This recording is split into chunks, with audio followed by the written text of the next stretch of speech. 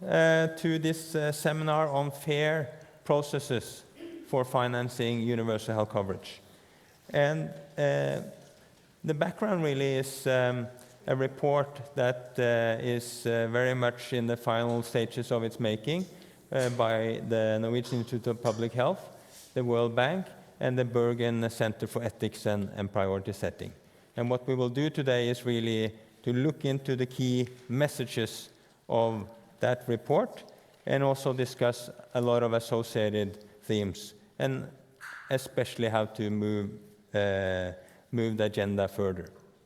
In addition to the three institutions I just mentioned, hosting this event is also the University of Oslo and NORAD, the Norwegian Agency for Development Cooperation, that have funded the work with the mentioned report.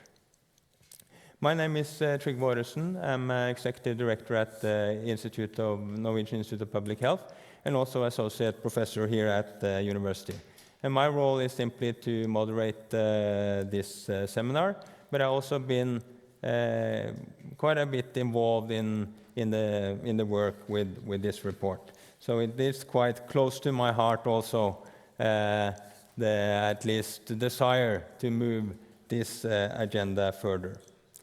The agenda for the seminar is really simple. It's to get presented the lessons, the key messages from the report, the forthcoming report, and then to discuss, and especially, as I said, how we can go from here.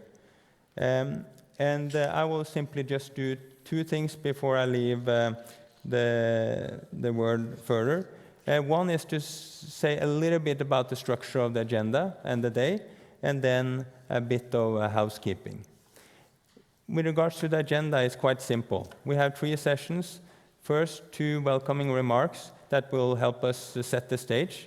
Then we will have a session where we get the key messages from the report, and then some interventions with different perspectives on what that could mean, and maybe some criticism of what's not there or too much in the report.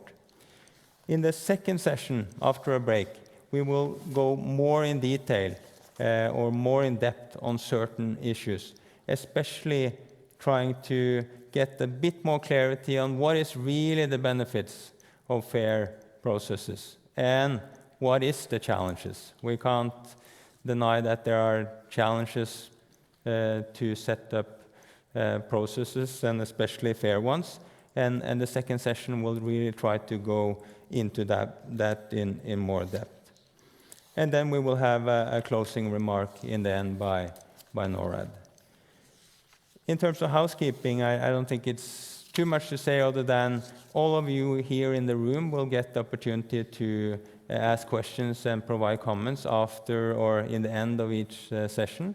When it comes to the participants online, it's a bit more complicated. You have to write your question, or complicated for some. I know for some people this is the easiest way, but you need to post your question on Twitter using the hashtag #FairDecisions, and the team here will follow and let us know from the stage. So, without further ado, I will welcome Jeanette Magnus, who is the host here today and is the director of the Center for Global Health here at the university. Please. Thank you, Trygve.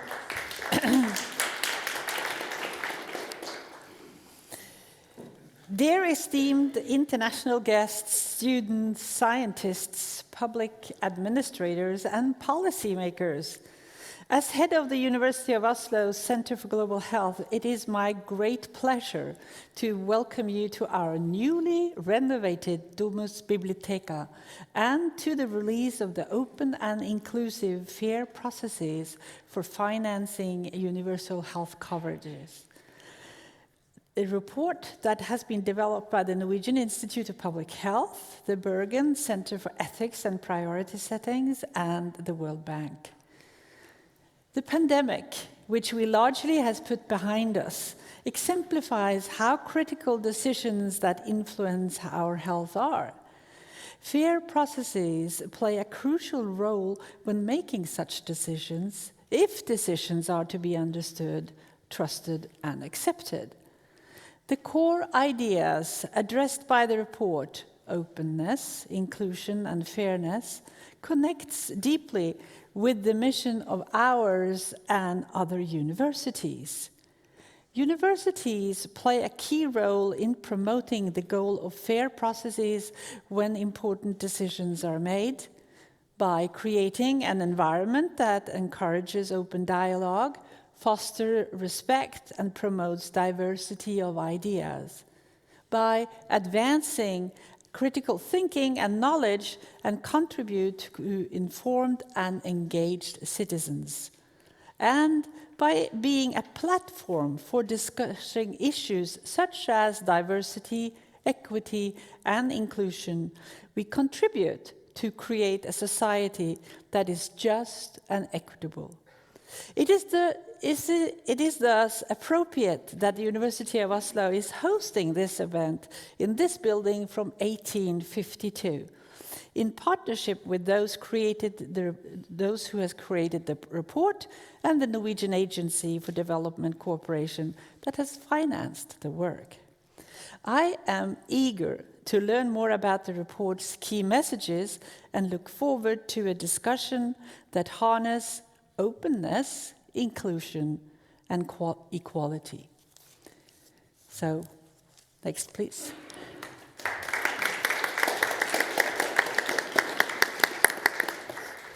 Thank you very much, Jeanette, and thank you for letting us be in this room, which is truly amazing, and a first time also for me.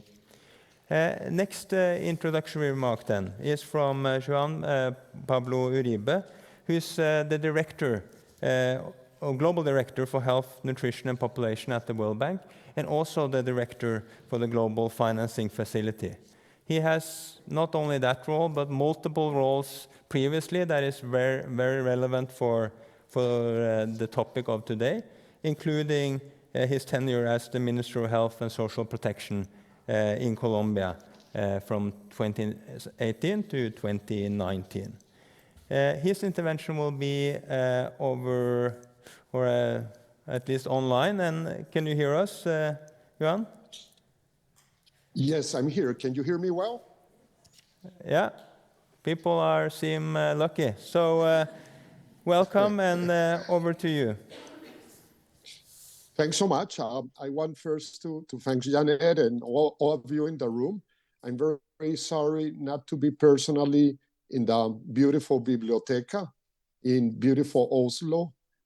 So my excuses, and I hope that the next time I'll be able to be there with all of you. I want to briefly reflect on 3 messages from the World Bank regarding this fair process for financing UHC report. The first one is on the effort itself, the second one on its relevance, and finally on the report itself. Let me talk a little bit about the process behind this report now that it's about fair processes. The process here, I would say, is an exemplar one. A report prepared by the Norwegian Institute of Public Health and the Bergen Centers for Ethics and Priority Setting, together with our health financing group in the World Bank. So great collaboration. And this collaboration comes out of an annual event that the health financing group in the bank does around precisely how to finance health systems around the world. An event that was co-hosted by USAID and by the Global Financing Facility, the GFF, and in which the idea of this report came out. And I'm very happy to see NORAD and the University of Oslo co-hosting the event in Oslo. So again, a lot of collaboration behind this. Just to underscore the importance of collaborating in the global public health arena, and hopefully this example will motivate many other collaborative efforts. Very quickly on the relevance of the report itself. We all know that universal health coverage is critical in our health systems and for our societies, in particular for the most vulnerable, for the poorest, for those being discriminated or excluded. UHC is extremely important for human capital and human development. It is core in the World Bank work. The biggest chunk of our $44 billion portfolio in health system strengthening projects around the world in low and middle income countries is basically focusing in advancing towards UHC through a very strong primary healthcare system that provides quality care to everybody in an affordable way without impoverishment and regardless of the ability to pay. However, and much more after COVID, many of our countries are far away from reaching universal health coverage. And in advancing towards it, the most important instrument, no doubt, has to do with the health financing of the system. How to finance advancing towards UHC has trade-offs in itself. And these trade-offs can be very well illustrated by the Colombian example that was very close to me when I was in the Ministry of Health in 2018 and 2019, just before the COVID pandemic came. In Colombia, very briefly, we have a mandatory health benefit package for all Colombians, and 97% of the population is in this mandatory health insurance scheme. But year after year, we need to take a decision based on the health financing space and what new technologies should be included and what old technologies should be excluded. In a way, the health benefit package that reaches out to all Colombians has to be redefined year after year under a financing envelope. The Constitutional Court in Colombia thought that the process itself was extremely important, not only the result of what ended up coming into or going out of the health benefit package, but in how that decision was made. And therefore, through a constitutional ruling, mandated the Ministry of Health of Colombia every year to start a 6-month process where technical inputs are brought in and deliberations happen, when participation is ensured for all the civil society, all the interest groups, all the patients' associations, all the leading voices, all the excluded can come in with their opinions and requests and arguments, and where open information is provided as to the decision that is going to be made. And that process itself is closely followed by the highest court in the country. Why? And that's the relevance of this report, because the fairness in the process strengthens the fairness in the result, because the fairness in the process will not only make that result better and more fair, but also better understood, better respected, better sustained, and in the future, extremely important in our countries, better defended by a real social contract behind it. Let me now move quickly to the report itself, a report that outlines the health financing decisions that are important or have a direct impact on the equity of the decisions in health financing of systems. It also, in addition to identifying those decisions, it also brings principles of fairness, drawing from multiple areas of knowledge and literature beyond healthcare. And those principles will be extremely useful for all of us. And finally, it brings out the instruments that can help us advance fair processes in decision-making around health financing of our systems. So knowing the decisions, having the principles, and being able to use concrete instruments will, I'm sure, help all of us advance in better policies in financing our health systems and advancing towards universal health coverage. Let me conclude, again, by congratulating the authors, by thanking NORAD and the University of Oslo for having this event, and all of you for expressing interest in such an important topic in which we all can lead in order to make it a reality in our health systems. Thanks so much, and I wish you all a very good afternoon in beautiful Oslo.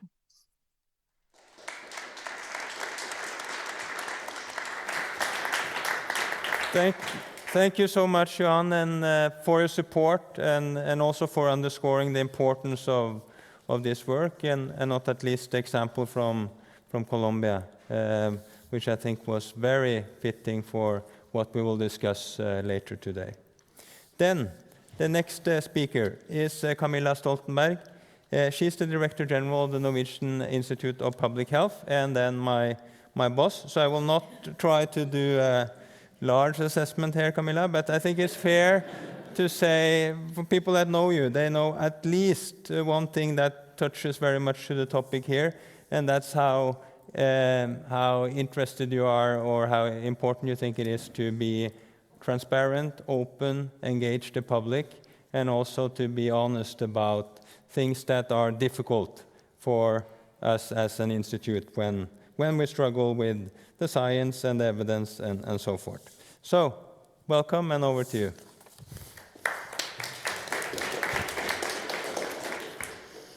So, dear colleagues, esteemed international guests, students, scientists, civil society representatives, and public administrators and policymakers. It is my great pleasure to open this public seminar together with Dr. Jeanette Magnus and Dr. Juan Pablo Uribe. The upcoming report, Open and Inclusive, Fair Processes for Financing Universal Health Coverage, is a joint effort by the Norwegian Institute of Public Health, the Bergen Centre for Ethics and Priority Setting, and the World Bank. The institution I lead, the Norwegian Institute of Public Health, is very pleased to be part of this collective effort. Openness and inclusiveness are key values addressed by the report. We will hear more about their implications for health financing decisions today. These values also extend beyond their application in health financing and have a wider significance. They are fundamental to guiding the operations of the Institute of Public Health and are key to effectively addressing the most pressing public health challenges we face. Our ability to apply these values in decision-making was duly tested when our institution, as well as other public institutions and the government we advise, had to manage the COVID-19 pandemic, the greatest public health threat in over a century, which impacted us all in various ways. From early in the pandemic and throughout it, we were faced with many decisions involving disagreement and controversy, whether schools should close to prevent transmission and when they should reopen, who should receive the COVID-19 vaccines first, and when to impose and when to relax major societal restrictions. About these and many other decisions, people affected by them, healthcare professionals, policymakers, scientists, and the general public had strong and different opinions about the appropriate course of action. Our response to these disagreements were to meet them with openness and inclusion, which became crucial elements when communicating our advice and informing major decisions during the pandemic. Openness, making a concerted effort to be open about the evidence we relied on to inform and justify our recommendations, including acknowledging the uncertainties and the gaps in data, clearly communicating what we knew and what we didn't know, and perhaps most importantly, explaining the reasoning behind our advice, including when we had adjusted and changed it in light of new knowledge, in a way that was accessible and easily understandable for everyone. Inclusiveness, being receptive to plurality of views and different sources of knowledge and experiences, and taking into account how different communities were affected and how our advice could help them better, was critical to the effectiveness of the pandemic response. This wasn't easy. We had to learn and improve these efforts over time, our ability to listen to, have a dialogue with, and learn from populations that often are excluded from participating and voicing their concerns about public health policies and interventions, such as children and adolescents or people with different ethnic and professional backgrounds. We believe approaching critical decisions with openness and inclusion was crucial for building the trust and confidence of the public and for promoting a culture of learning together on the way and being responsive to changing needs and circumstances. Our lessons from the pandemic on how these values can guide and benefit decision-making processes have relevance for today's topic, which is how these core ideas should shape decisions about how our healthcare systems are financed and how scarce resources are prioritized. On these issues, Norway is currently debating major challenges, which not only are significant for Norway, but also hold global relevance, as they reflect health financing challenges experienced by many other countries around the world. Prominent issues discussed right now is the future of our primary healthcare system, the future need for healthcare personnel, and how to meet the advent of expensive drugs and the public's expectations that come with these. These are questions that require open, including, and thoughtful dialogue. I look forward to discussing these key values and the broad and global relevance for health financing together with you today. Thank you.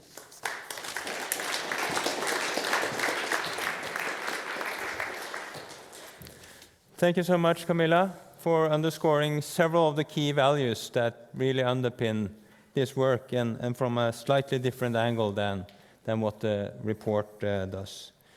The final opening remark will be by Krzysztof Kurowski, and he is one of the very most necessary ingredients, I will say, for this to happen and for us to actually sit here, because he's been the one that have spearheaded this work together with David Evans, that is also here from the World Bank side.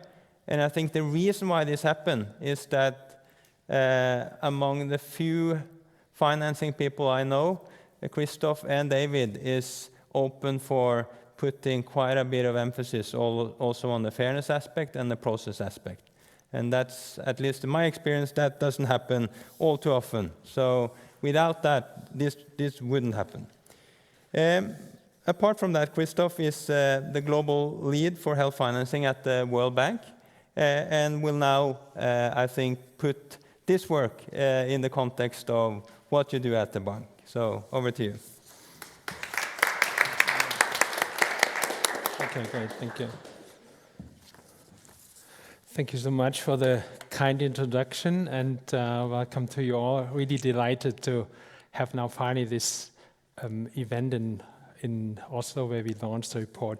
What I will do now over the next 10, 12 minutes is just give you a little bit of a background story where this all started and where we came from, and then give you also a little bit of an outlook.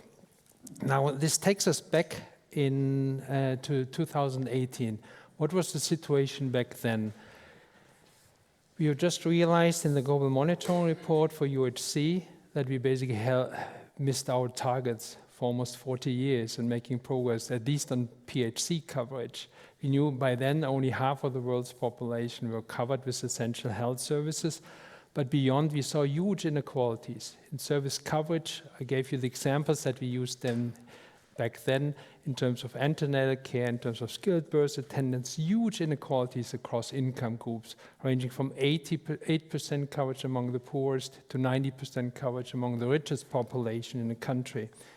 We saw the same with financial protection. We saw catastrophic expenditures concentrated among the poor population, and in the higher population, this incidence was by 10-fold lower. And then we learned this, and some friends are here today. We used the example from Mexico back then. This was all rooted in very unfair allocations of public resources to health in different financing schemes. Some were underfunded for the poor and for the vulnerable populations, while the better off had also much better financing schemes. Now, back then, we brought a group together of friends and colleagues from many countries, and I'm really delighted that they also accompanied us through the entire process. And we were thinking, like, why is this the case? And we came to a couple of conclusions back then. The first one was that we realized when policymakers take health financing decisions, they really don't take into account the equity implications of these decisions. They're mostly focused on revenue mobilization, on efficiency, but not on the equity implications. And then we all subscribe to the goal of UHC, but the problem with UHC is that the destination is equitable, universal coverage with essential health service and financial protection for everyone. But the goal provides very little guidance on the path towards this and make the path equitable. So we felt there are three gaps that we have to fill. The first one was we have to give guidance to policymakers of what we called back then unacceptable choices. So we know a lot about policies that can improve equity, but we said, what is the bottom floor? What policymakers have to avoid because it drives the inequities in countries? That was the first target. Then we realized we have to work on what we talked about today about is how do we establish fair processes around these financing decisions. And then what is now even more has become more difficult over the last years is how to track progress on equity in financing. Now what we did in 2018, we came together in this large group and discussed what are these unacceptable choices. And you will see this here. We came up with 10. I don't want to go through the details, but you saw then already importantly that we defined them not only what was the focus back then on the discussion on how to design benefits packages, but we defined them across the entire health financing functions, resource mobilization decisions, pooling decisions, and purchasing decisions. So let's say we ticked back then the box on what are these unacceptable choices, but we felt I wouldn't say badly, but we felt we gave very little guidance on procedural fairness. And here's why. Back then, the predominant framework to think about procedural fairness was the framework of accountability for reasonableness. And that had 4 criteria. First, publicity, so that information is public. Relevance, that decision criteria for decision making are also made public and are explained. That there's an appeal process and that these kind of processes are regulated. What was the problem with those? In the application, as I said before, there were many applied to the decisions about benefits package design, but not to the whole gamut on health financing decisions. That was the first shortcoming. The second one is the insufficient concept on relevance. It asked basically decision makers to explain and justify the decision criteria, but there was no public process on identifying in the first place. So it was just about the justification. We felt this is a shortcoming of the principle. And second, then the final point was there was an absence of public involvement in this guidance, which, as you know by now, in the criteria that we developed since then, are an important element of procedural fairness. So this was the situation in 2018. Since then, the world has dramatically changed. We saw COVID happening, what we call in the bank the double shock. We saw the effect on health. We saw the effect on the economies in countries. Then when we saw that we started to recover from these double shocks, and it looked initially like a strong recovery, all hopes were dashed by the Russian invasion of Ukraine. And with that came massive increases in the price of commodities, and they built on inflationary pressures that had built up even before, in particular in high-income countries that were exported to poorer countries. And in this context then of high inflation, we saw then that central banks naturally responded to this with interest increases, and that started to trigger a debt crisis in developing countries. And that's where we now, in this kind of situation are we now. So what does that mean from our perspective? And we tried since the onset of COVID-19, we tried to gauge what these effects, what does it mean for health financing, is that we see huge rifts, emerging rifts across countries, how they're actually recovering. And I show this here only in terms of what is the capacity of countries to expand public investment. We identify on the positive side a group, this is in low and lower middle income countries of 27 countries, where you see an expansion path. So the government's ability to spend will increase over the next 5 years. So we do this in forecasts up to 2027. But then we see a group of countries which we call the stagnation countries, where we see basically they flatline in terms of their public spending capacity over the next 5 years. And then finally, most worrisome, we see a group of countries where the public spending capacity will contract below pre-COVID-19 levels. That means on average in those countries, we see that they have to, over the next 5 years, have to cut their budgets in three to 4 years out of the next 5 years. So massive consolidation of public spending. Now, in this context, you just wonder, does fair processes matter? Is this just now the icing on the cake, or is this really instrumental that we continue thinking about this? And there are two reasons why we believe they're important. The first is when countries don't share the priority given to health, they follow exactly the path what I just showed you before in terms of their over government spending. And that means in these contraction countries that they're spending on average, this is the example of lower middle income countries, of currently $76 per capita will drop to $67 per capita over the next 5 years. While, and this is in the orange line in this graph, this is the trend that we saw pre-COVID. It would have grown up to $92. So we see a $25 gap emerging in these countries between what we expected versus what is actually happening, unless, again, they make deliberate choices to increase the priority given to health. And interesting is also that we see these gaps not only in contraction countries with respect to the path they were on before, but we see this as well in the stagnation countries and even in the expansion countries, that they're not really catching up to what we would have expected before. Plus, important to bear in mind is the orange line here was insufficient to achieve the SDGs by 2030. So we see now that we're not massively on a global scale falling behind with massive rifts across countries. And so the risk is when in these kind of situations is that equity suffers. When countries go through massive consolidation of their spending, equity suffers. So that's why procedural fairness as a means towards more equitable decisions is absolutely critical as we move forward. That's the first argument. The second argument is what we learned from the COVID-19 pandemic. We learned in the first place is that countries did better where there was trust in governments, where governments' decisions were perceived as legitimate by the people. And there were a huge difference across these countries. I just quote one of the studies here. At the same time, our colleagues from the IMF investigated this. We saw that COVID-19 and the response massively eroded the confidence in governments in poor countries. So when you think about the process, the criteria, and the process we propose in this report as a way to build legitimacy, then it's time to switch and think about differently about health financing decisions. So, and with that, I just want to conclude. It's important, and that's the whole concept of the report, is to think about procedural fairness on the one hand as a way to make decisions, political decisions in health financing more legitimate and have a wider acceptance of these in the population. With that, make them also more durable.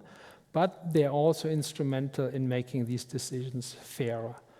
And so with that, I'm delighted, I think, always next to present you with some of the key findings from the report. Thank you very much.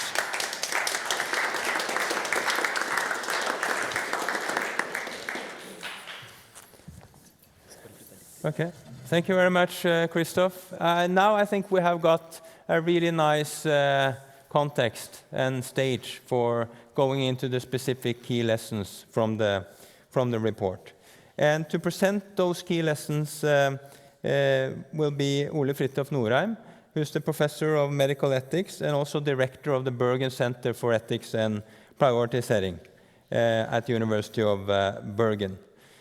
Ole Fridtjof, if you have, this is my personal research, that not been done, but I'm thinking about it right now. If we have a word cloud with your work, I think fairness would really be number one, and then priority setting and ethics around. So this is really the natural person to talk about this topic. And also Ole Fridtjof have been spearheading the work from the Bergen side with this report, and also chaired the consultative group that was behind the WHO report called Making Fair Choices, that is one of the precursors and motivational premises for this work. So before turning it over to you, Ole Fridtjof, I will also mention that two other people that have been very central in writing the report is here in the audience, and they will probably be happy to both comment on questions later and discuss in the break. And that's Unni Gopinathan and Eline Dale. So when we struggle here, or I'm not answering questions, but when others struggle here among the authors, they can save us or save them. But with that, over to you, Ole Fridtjof.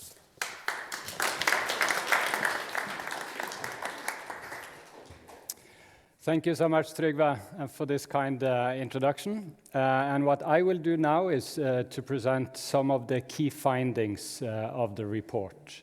And some of you might be Googling and trying to find the report. It will not be published before the summer, or we aim to publish it and circulate it before the summer.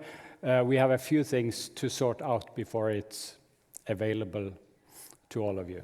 But I'll present the key findings and start with the background that Christoph so very well explained. So in 2014, we published, or the WHO published the report Making Fair Choices on the Path to Universal Coverage. And UHC is, of course, part of the SDG, one of the sub-targets.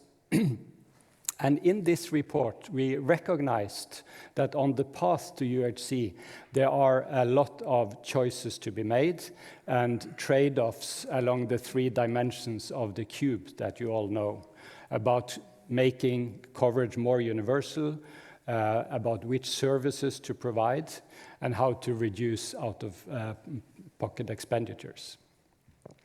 Then David Evans and Christoph Kurowski proposed in 2018 that a kind of follow-up focusing on these unacceptable trade-offs, but also on fair process would be important.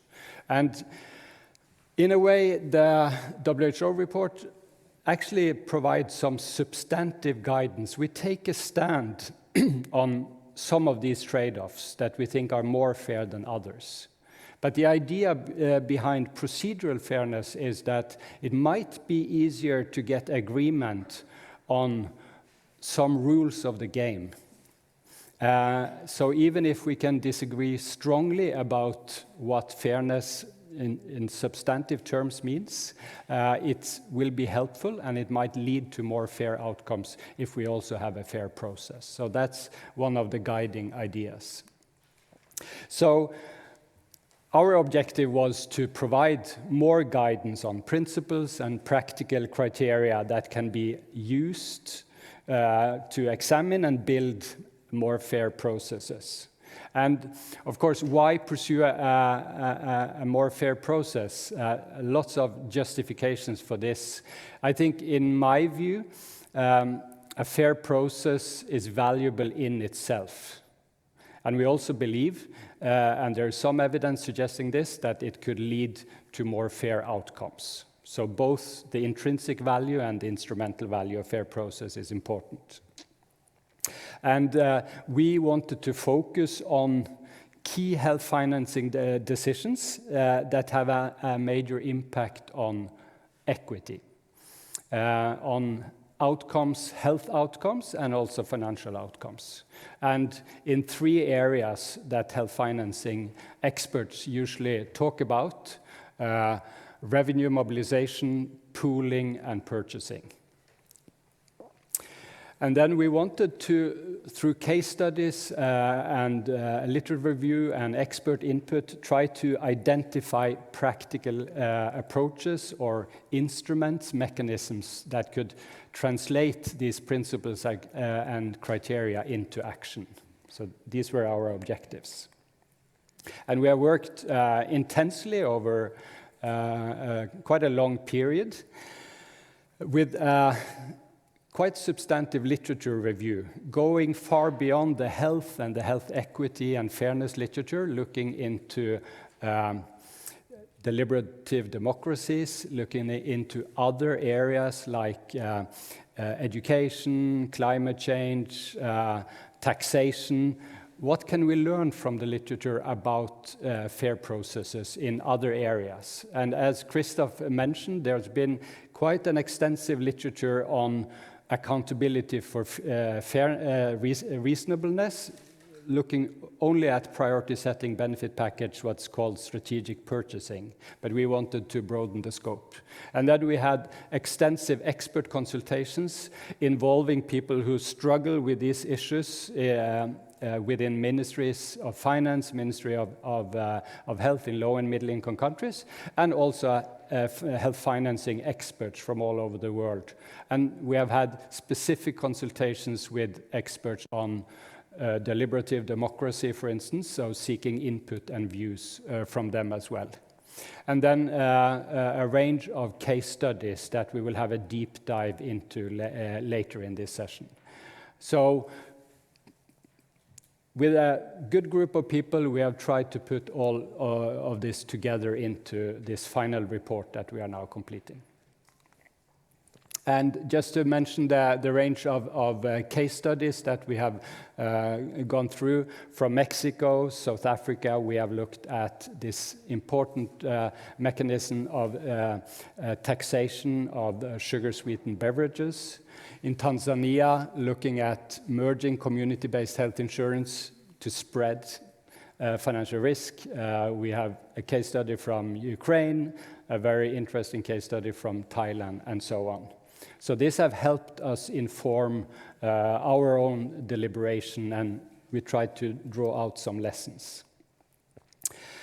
So what is open and inclusive decision-making? So based on the literature review, we identified 3 key principles and 7 more practical, applicable criteria. And what we have, and this can be classified and sorted in so many different ways. One way we have found it useful is to talk about the core principles. And of course, the first is equality. Juan Pablo talked about that, non-discrimination. I like the concept of political equality, that every citizen has a right to be heard, to influence decisions that affect them. And this idea has to then be inclusive. We know there are power imbalances, discrimination, lack of access to these decision processes. So the guiding idea, I would say, is equality. The second principle here is impartiality. The philosopher John Rawls talks about the public use of reason, that we can make better decisions if we discuss, provide arguments, and are open and transparent and provide justifications for policy decisions. And I think those of you who are civil servants, you will know that you want to justify your decisions to those who are affected. And impartiality is one of the outcomes, I think, also, and a guiding principle for fair and open processes. That self-interest, that if we identify conflict of interest, that we give more people more voice, we can achieve more impartial, just, fair outcomes as well. Consistency over time, very important in decision-making, that decisions, reforms are consistent across the system and also over time, so we have predictability. That's also important. Building upon this then, we identified the domains Information. I don't expect you to read the text. It just illustrates from South Africa the process around exploring the tax on sugar-sweetened beverages, where accuracy of information is very important, where transparency and reason-giving is important, where there was a hearing process and a very detailed round of commentaries and responses. So for sugar taxes, you can tax sugar, or you can tax the soft drinks or the concentrated drinks, and it matters how you do this. And all these details were discussed in that case for South Africa. So reason-giving, transparency, these are important criteria for fair process. Next, of course, voice and the domain of voice, participation and inclusiveness. And I have a picture here of the Thailand National Health Assembly. That's a great example of this, where they are bussing in people regularly to be involved. Lay people, patient representatives, all kind of groups, a very inclusive process that are involved. It's not it's not something that happened just once, but regularly, where the public engagement is systematized and budgeted for, and there's a lot of documentation on the lessons learned from this way of doing this. I have myself an experience of this. I was involved in Thailand on the decision on whether to include renal dialysis into the UHC scheme. And we spent the whole weekend with patient organizations, citizens, experts deliberating over that decision. So it's not only about making decisions by expert behind closed doors, but involving the public, and also making sure that those that are typically excluded can be included. So, for example, in my experience in Thailand, farmers couldn't attend this meeting during the week. So we had this meeting during the weekend, so they could also participate. So these are examples of inclusiveness.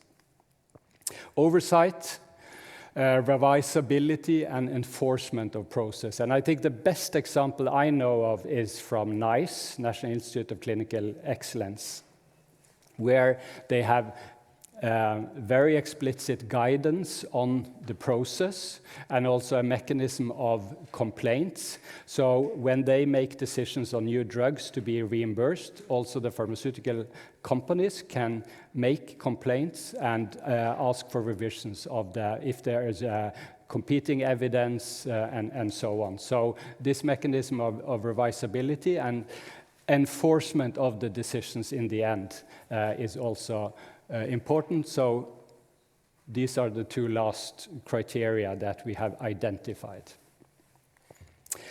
Why pursue a fair process? As I mentioned, a fair process has value in itself. It may, not always, but it may, and there's some evidence indicating that it will lead to more equitable and fair policies and even outcomes. Christoph talked about it. It can increase trust. I think that's extremely important. And since we have Camilla Stoltenberg here, during the COVID pandemic in Norway, I think we all experienced that by communicating difficult decisions, the uncertainties around the evidence and the hard trade-offs being made, by communicating that in an open, transparent way, the Norwegian public at least expressed a high trust in the way the decisions were made. And I think that's a lesson learned for us, and trust is even higher on my agenda on why we should pursue a fair process. It can, as many have acknowledged, improve acceptance of the decision, even if you disagree with a decision, that you feel that the outcome might be unfair to you. If it has been a fair process, with inclusiveness, with a chance to voice and provide your arguments, it might be easier to accept the conclusion. And it's higher chance that reforms will stay. So in another word, sustainability might also be one of the outcomes. Sorry. Very quickly, we talked about the three mechanisms of health financing, and we go through them in the report. These are our organizing principles, and we are especially interested in choices that lead to inequality or more equality in the scope of services, extent of financial risk protection. These are outcomes, whether it happens when budgets are allocated, for example, more allocation from other sectors to the health sector, that's a trade-off. Pooling, if you have a health insurance system and you collect premiums at the district level, but you don't pool it at the regional level or at the national level, you will have inequities. And if you pool, that will mean a substantial redistribution of risk and resources. So this obviously have impact on the distribution of health and financial risk. And then, of course, purchasing, the priority setting decisions. So these are the organizing principles and the types of decisions we look at. Then finally, we have identified some promising instruments that we can use, that governments can use, that other actors can use to translate these principles and criteria of fair process into action. So legislation and regulation, for example, in Ukraine, the law of ensuring public participation in the formation and implementation of state policy is an example of this. There are organizational and institutional mechanisms, like in the UK, as I mentioned, the NICE type of guidance. There are financial mechanisms, and I think that this is extremely important, that it's costly to institutionalize fair processes. And you have to cover that, you have to budget for this. So Thailand, when they have these national health assemblies, is part of the budget to reimburse travel expenditures, participation, for example. Capacity strengthening, example of Ethiopia, where policymakers have been trained at master's and PhD level to engage in processes and also do the technical analysis for priority setting and health reform, health financing reform. Digital in India, the Indian National Cost Database was set up in 2015, and this makes this information available and fills a gap in the availability of accurate information around provider payment rates. And monitoring, of course. And what we have seen is that in different contexts, different countries has selected some of these mechanisms, and one tentative conclusion is at least that if you combine several of these mechanisms, you have a higher chance of success and to really achieve fair outcomes, fair process. So in conclusion, we have, we propose a framework for conceptualizing fair progress, and there are many actors here. Governments already have many types of legislation and regulation and institutional arrangements in place, but they can use this report to identify gaps. And they can also monitor progress by using the reports and identified criteria. Civil society, we also believe, can be inspired.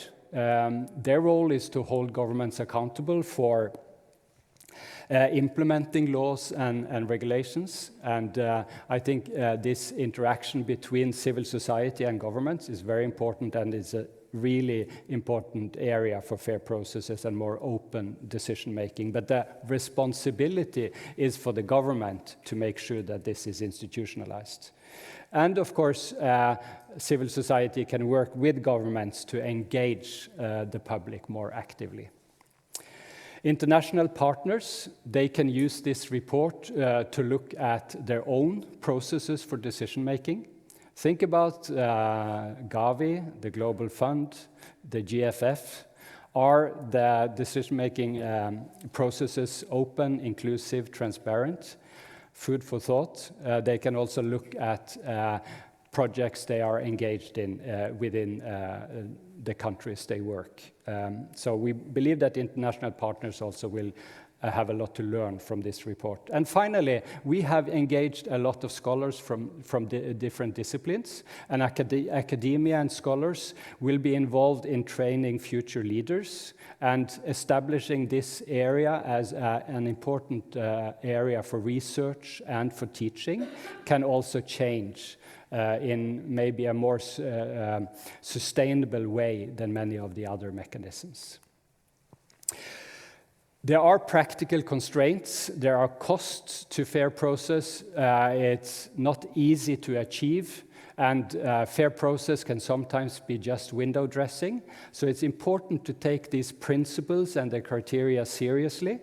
We acknowledge that it can take time. It can feel like it slowed down the process. It might be more efficient just to have technical advisors and policymakers making decisions behind closed doors. But we believe that a concern for fair process should not be seen as secondary, an optional complement to core UHC goals, but that fair process is necessary and a practical tool to improve results. So in conclusion, fair process in health financing can promote more equitable policies and outcomes, further legitimacy, foster trust, and increase the sustainability of reforms. Thank you.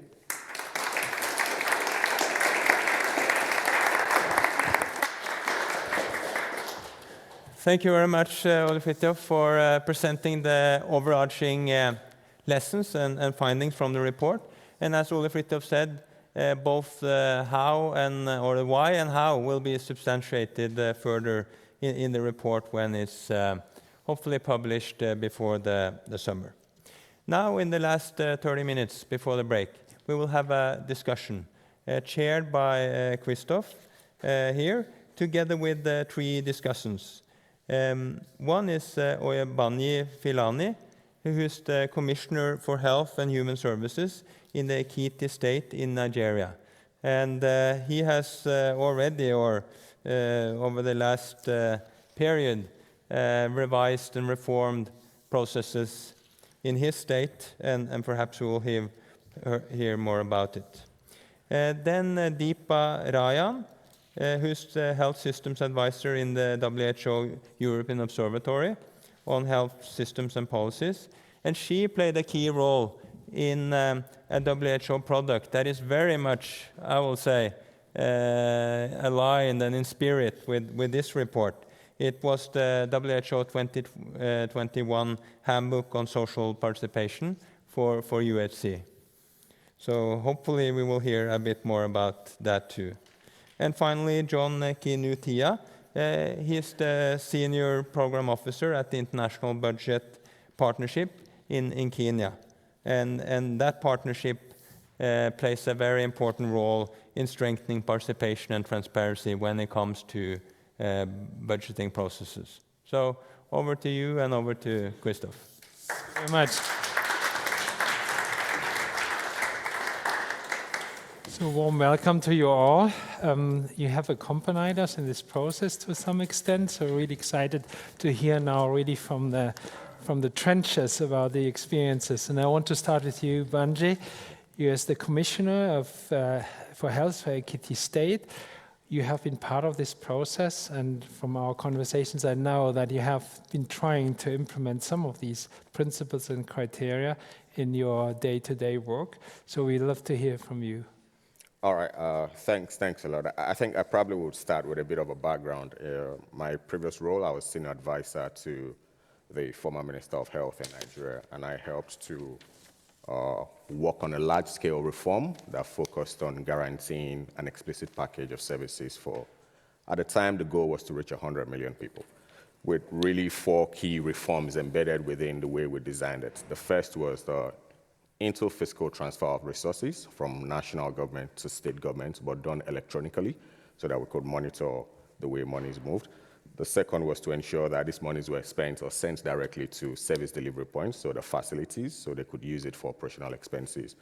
The third was ensuring that we provided a basket fund where, recognizing that 100 million people, the country in itself didn't have the public resources to fund this, but then if you get additional resources from partners or development philanthropic organizations, then you can really expand the service coverage or even the number of persons who would have access to this.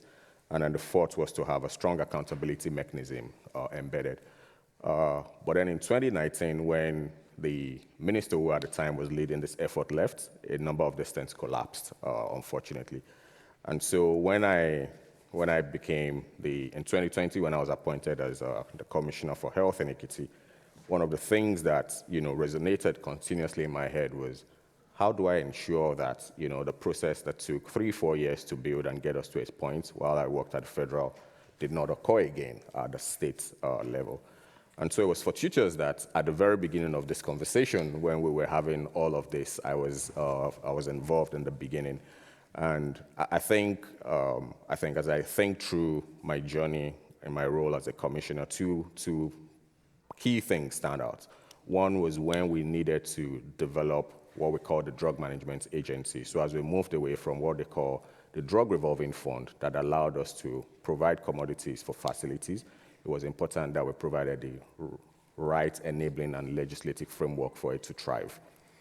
And in doing that, it was taking into consideration some of the key elements of what we've done here. One, which of course was ensuring that we build trust. We allowed as many people as possible who are relevant to the process involved so that we could understand from their perspective as well.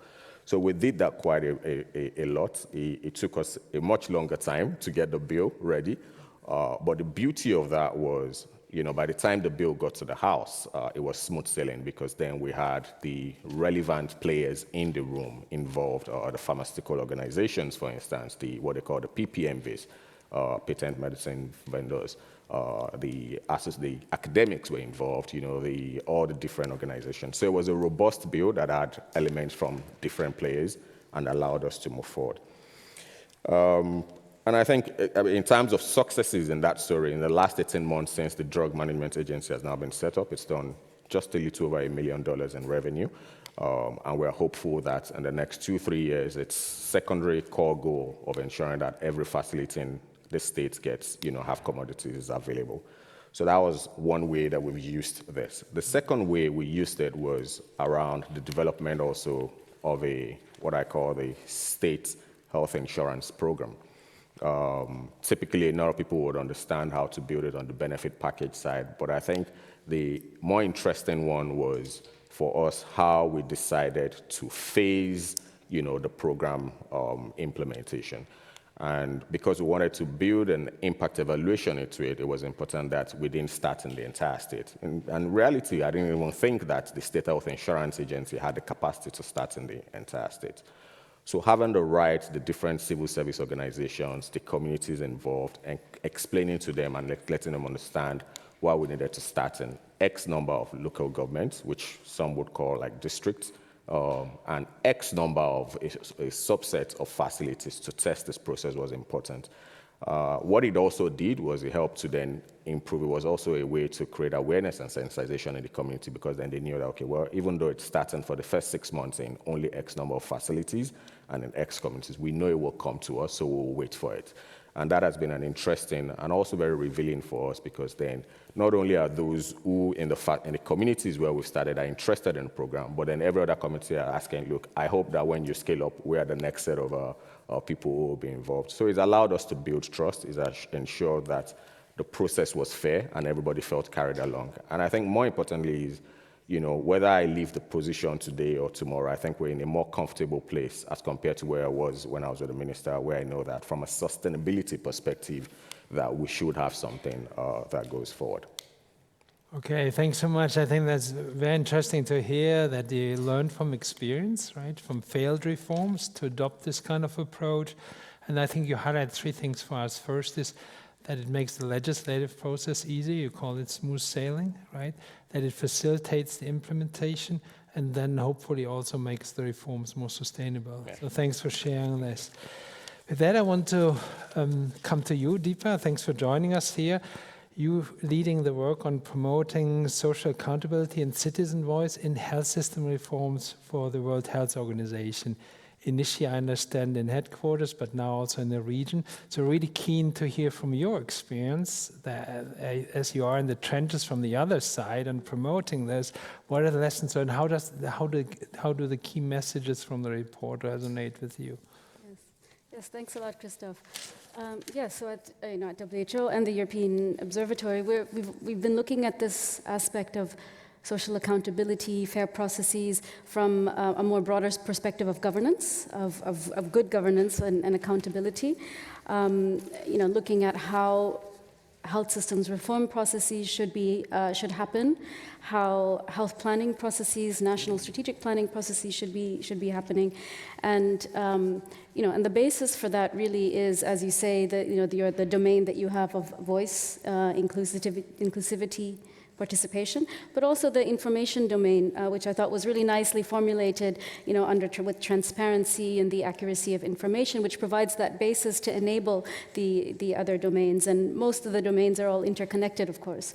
And for me, what I really like about the report, and where which I think is really an added value to the evidence base and to the information that is out there, is that this is really a specific application of procedural fairness, or what we would call good governance, to a particularly thorny health system reform area, and that is health financing. It's particularly thorny. Why? Because we know that there's a lot of vested interests, there's a lot of conflicts of interest. It's an area where often the voice of people are less heard because of the heavy influence of the different interest groups. And so that power imbalance needs to be brought into a more equal plane and a level playing field through the process, through the procedural fairness of the process.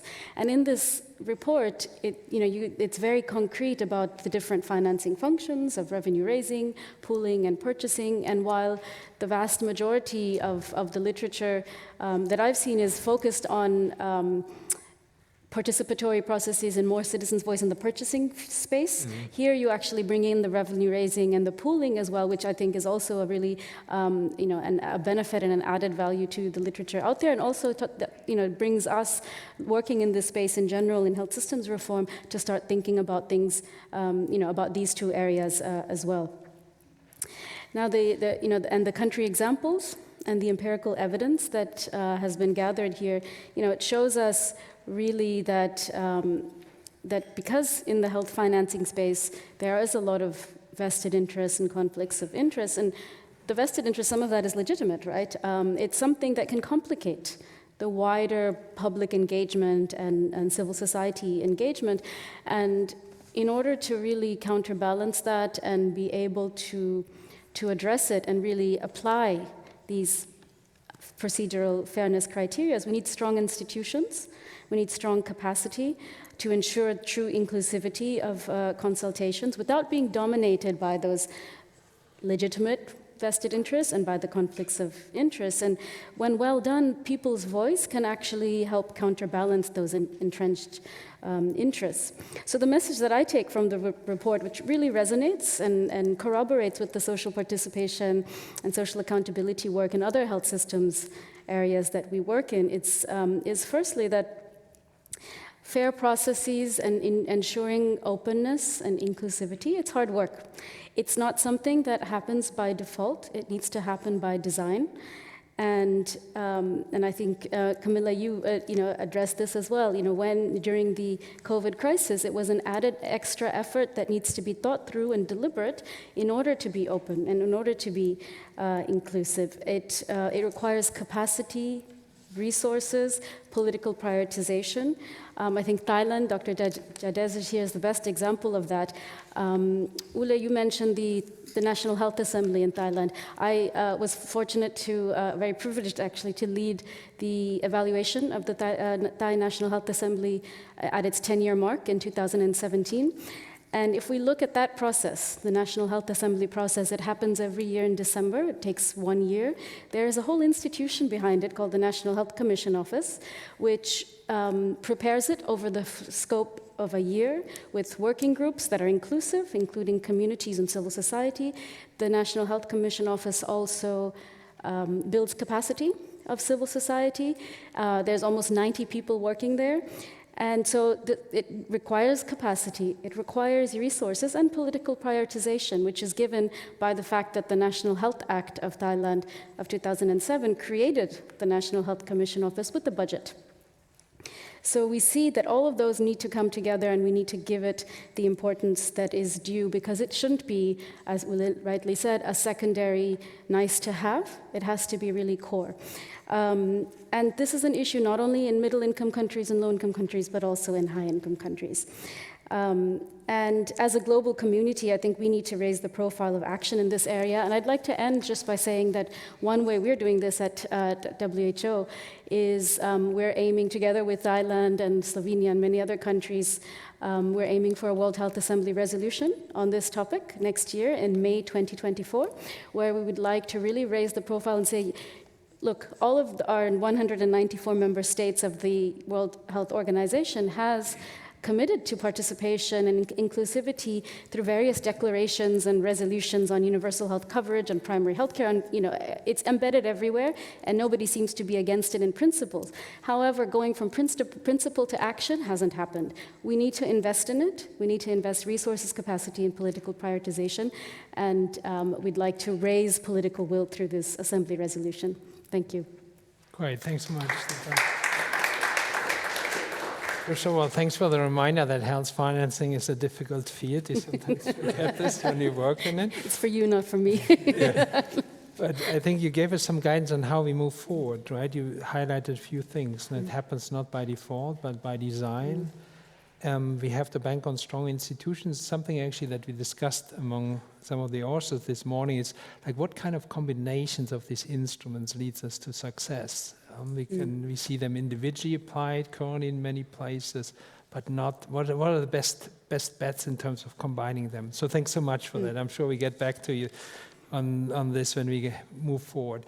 With that, now I turn to John. John is from Kenya and is involved in the monitoring of the budget preparation, in particular with respect to the transparency and participation of the budgeting process. So John, can you share some insights from your work and how the report resonates with you? Thank you. And again, congratulations to the whole team that is working on this report. I think, first of all, one of the things that you see from this report, which I've really appreciated, is the expanded definition of the term transparency. I think often when we think about transparency, sometimes it's limited, for example, for those of us who work in public finance, to our budgets available. But I think this report adds very nice components around issues of justifications and how government are transparent about the reasons why they are making certain decisions, issues of feedback when there is public input and the like. So I think that expanded definition is really useful. And for us, as a civil society organization, then the question is, how do we track? How do we monitor progress? In terms of how governments are being open, in how they are making decisions, and how do we make sure that there's a sustainable way to do that over time. In Kenya, one of the things that we've been doing is because we have a decentralized system of governance in Kenya, which is very exciting. I should not make it sound any less. It's very exciting. And we have 47 sub-national units, and all of them prepare their own budgets.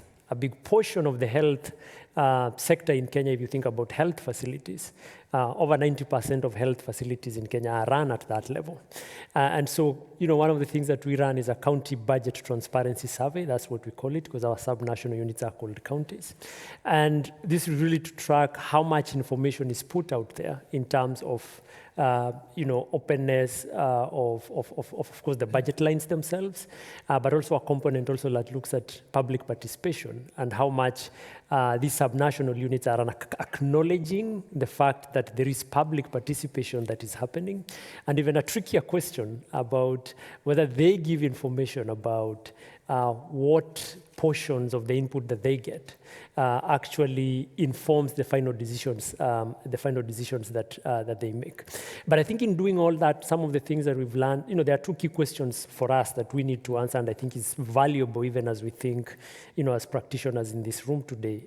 The first one is, how do we do that monitoring in a way that is sustainable, in a way that then we can bring in these new norms that, this research also captures, so that it's not something that is done at one time and other time it drops off, but it's the clarity about the approach and who then gets to do what. And I think the second bit that we are learning a lot is then who gets involved in that monitoring the progress.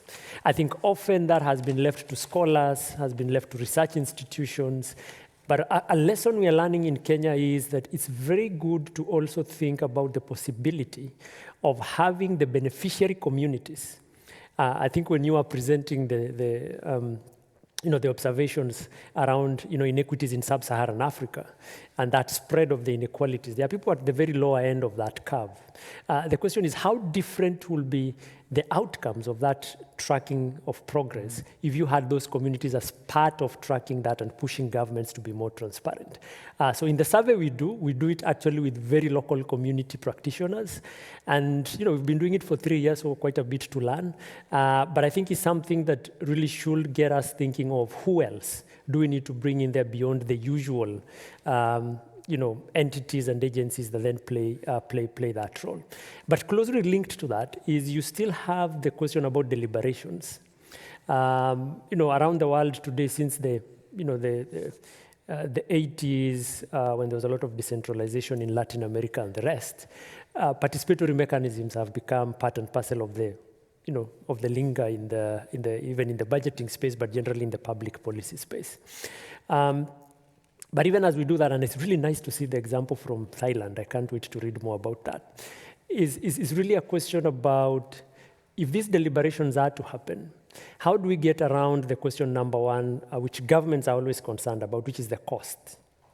How differently can we think about the cost of doing good deliberations in a way that does not become the first roadblock that is discussed?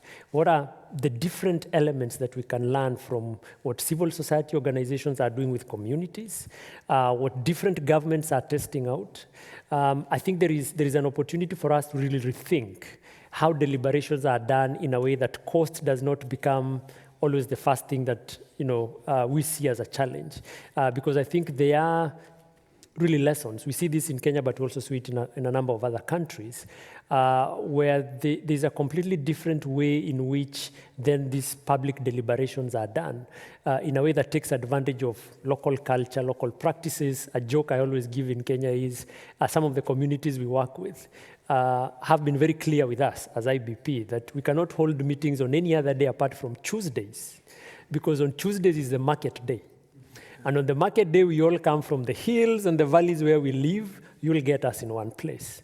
And everyone is happy to sit that day, have a discussion about the development plan of the county, then disappear off, and you will never get them on a Monday. So I think there is an opportunity, there's really an opportunity for us to learn from each other what is happening in different countries and see how we can implement the really nice framework that has been captured in this paper, even on deliberations. Thanks. Thanks so much, John. Also here are some important lessons for us. It was also for me in this process to learn that transparency doesn't mean only putting data out there somewhere on a web page, right? It has to lead into a deliberative process. You highlighted for us that it has to be sustained effort, not a one-time shot at things, but we have to think about the sustainability. And I think what you challenge us really, you start to think about the instruments, right? But you're saying within the instruments, there are different models. And we have to think about also the cost and the cost effectiveness of these different models on moving this agenda forward. So big applause to our participants for this panel right now. Thank you very much. That concludes now this block, but I hope to see you all again for the next one. Sorry? We have 15 more minutes. Oh, we have 10 more minutes. Sorry, I missed it. Okay. Can I all right. comment on the cost issue? Yeah, okay. So we want to open it up for 10 minutes we have for questions, yeah? Okay. Anybody here in the room? We have Alec. Anybody else? Just take some... Why don't you kick us off, Alec? And then I go to you. Wonderful and insightful comments. I'm interested to hear what each one of you thinks is the largest, most important barrier. The most important barrier to implementing some element of fair process in your context. What stands in the way of achieving these ends? Okay, thanks, Alec. Anybody else? Yeah, Austin, please. And Steve is there in the back as Austin. I'm not sure who the question's to, but I mean, clearly in some of these decisional processes and budget allocation, there's some horse trading. Some you get a bit and you get a bit, and I'm just wondering how, if you make processes inclusive, participative, transparent, how you deal with some of the necessary politics of rewarding different stakeholders in the room in a way that doesn't necessarily comply with all these principles. Okay, thanks, Austin. Yeah, you over there in the back.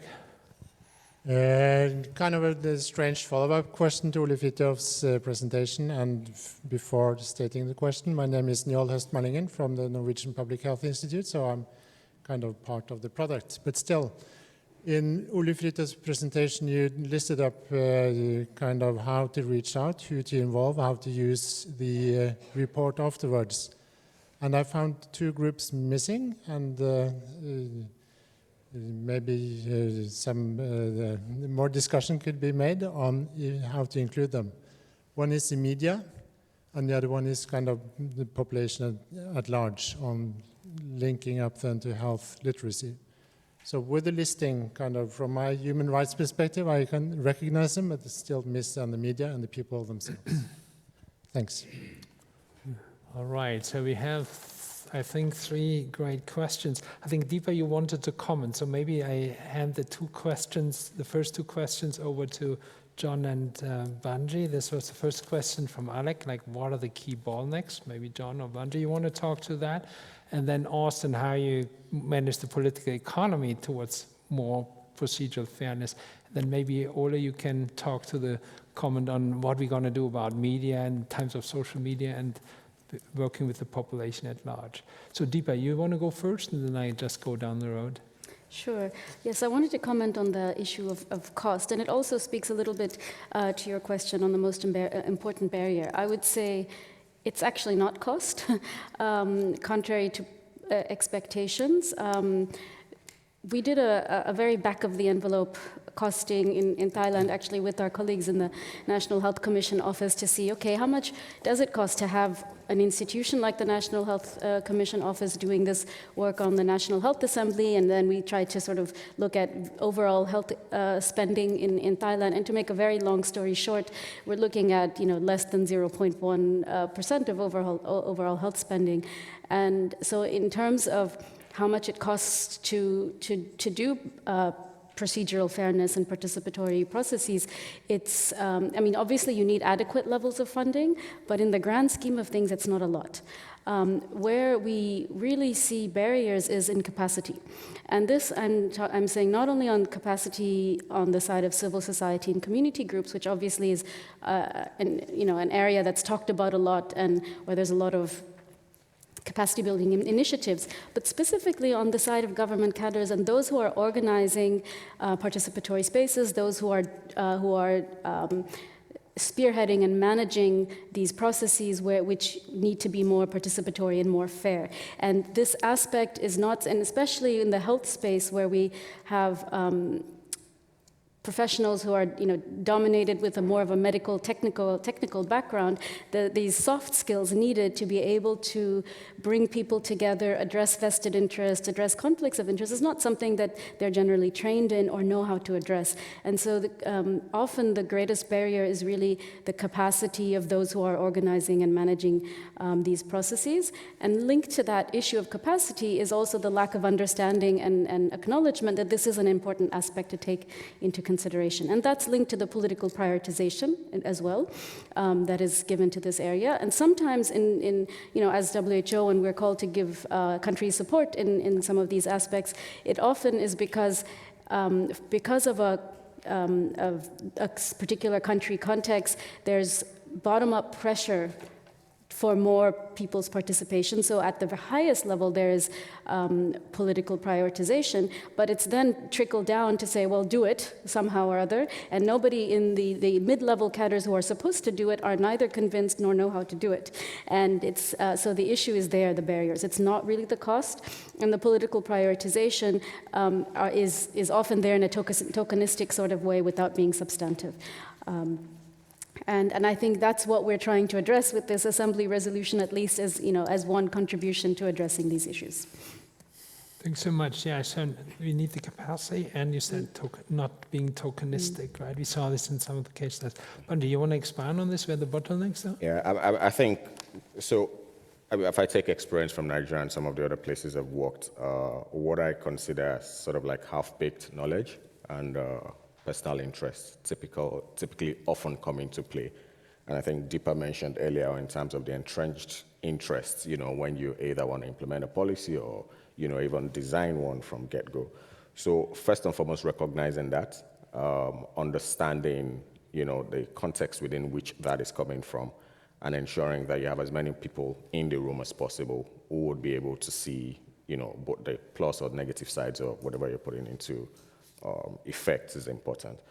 But I think maybe one other thing to also then bring into this conversation is, and which is why I think this report is really useful, is in my role as a commissioner, I also serve as the chairperson of the Council of 36 Commissioners, or 36 commissioners in Nigeria.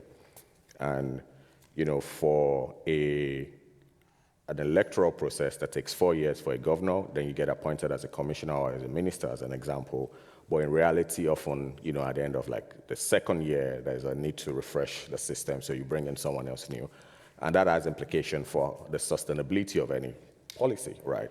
So just taking very early on the core elements of, fair processes, ensuring that you legitimize the decision process, carrying as many people along, building that trust, right, is important. And even if, what you call the proponent or the whoever is in charge of leading whatever policy it is, then leaves, then you're sure that there can be some elements of sustainability. So I look forward to, taking all of these elements on back home, sharing with my colleagues who are in different states as well, and ensuring that we can really use that to begin to influence how we design, but also how we implement and hold ourselves accountable for our services that we deliver to our people.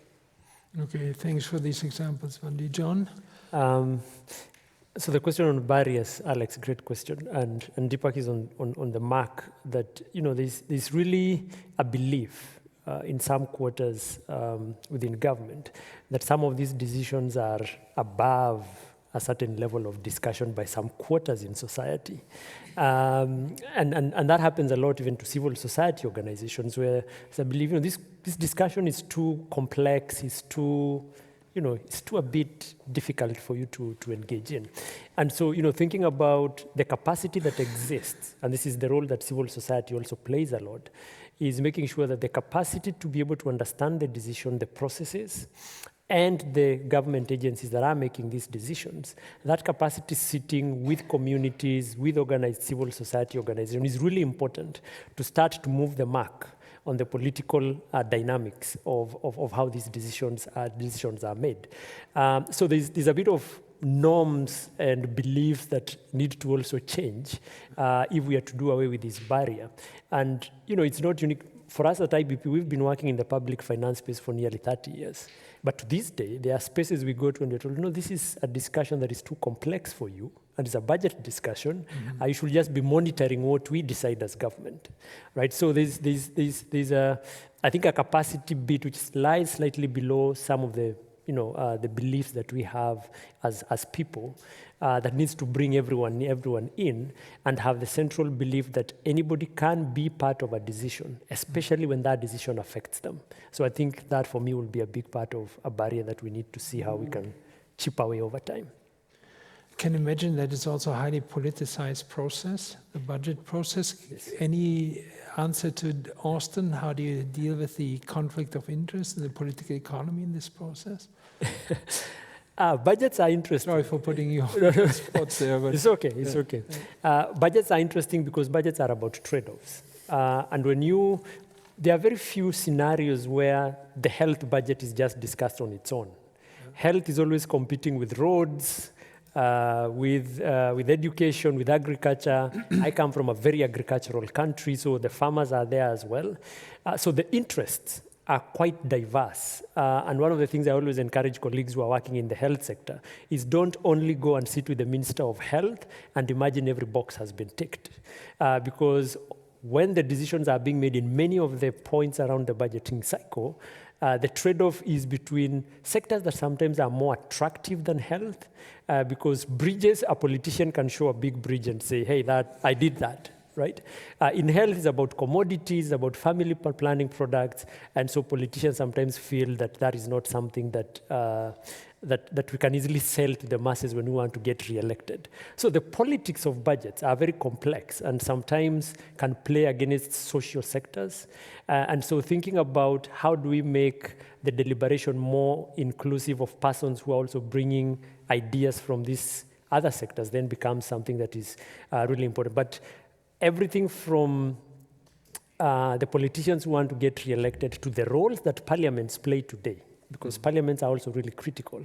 So don't just speak to the Minister of Health, also speak to Parliament, because Parliament also have a lot of powers when it comes to budget. So quite a complex political space, but one that we have to really try and bring in this deliberative approach and hope that it changes some of the approaches that we see across government.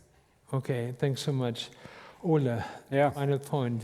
So Njål asked about two very important audiences, the media and the public at large. And in a way, it's good that we haven't completely finalized the report, so we can do more on those two. But I'm just thinking about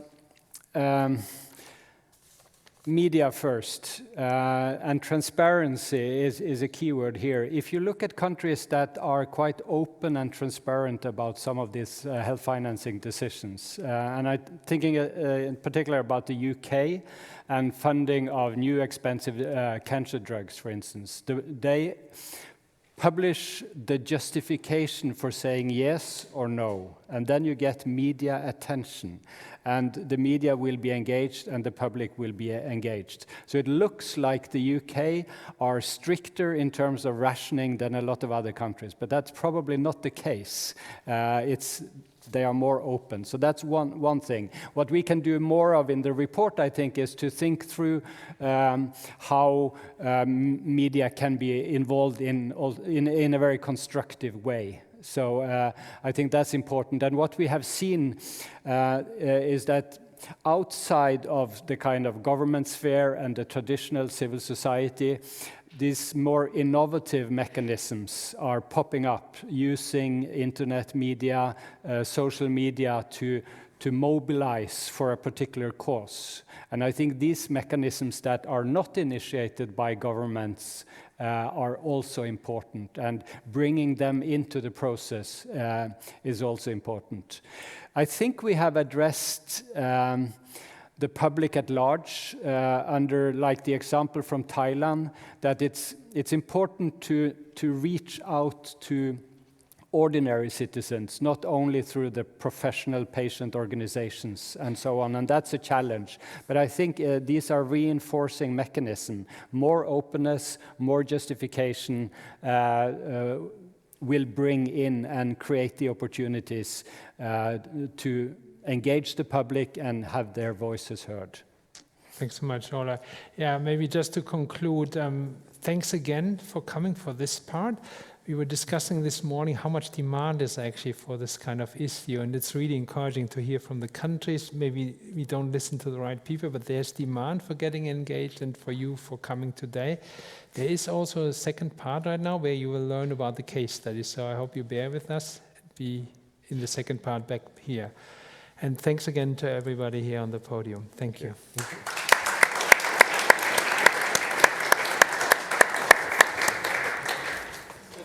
50 minutes break. Right? Yeah. Yeah.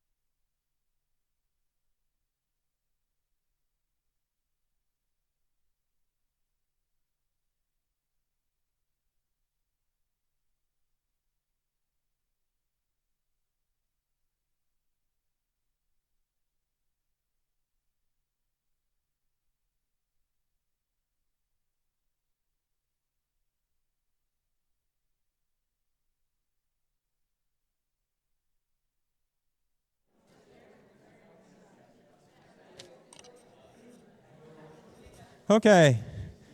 Welcome back, everyone. I hope you got some refreshments. Now we're in for the second session. And basically what we're doing is to go more into depth when it comes to the transition from theory to practice, and also when it comes to really discussing the pros and cons, or the benefit versus the costs of this kind of processes. And there is no one better to do that than Alex Verhoeven. Because, I mean, to start with theory, and go to practice. Because Alex is one of the few involved in this work, I think, that is a proper philosopher. The rest of us, we want to be philosophers. I guess you have got the impression. But Alex is a proper philosopher, and he's a professor and head of the Department of Philosophy, Logic and Scientific Method at London School of Economics and Political Science. And Alex, although he is a proper theoretical philosopher, he is also one of those that have really taken interest in applying this to the field of health and universal coverage and financing in particular. So Alex was one of the driving forces and co-authors also of the mentioned WHO report on making fair choices, and also been very instrumental and key in this work and with this report. So the plan now is to hear from Alex about the value and the cost of this kind of processes, and then we will have a panel discussion here afterwards. So please, Alex.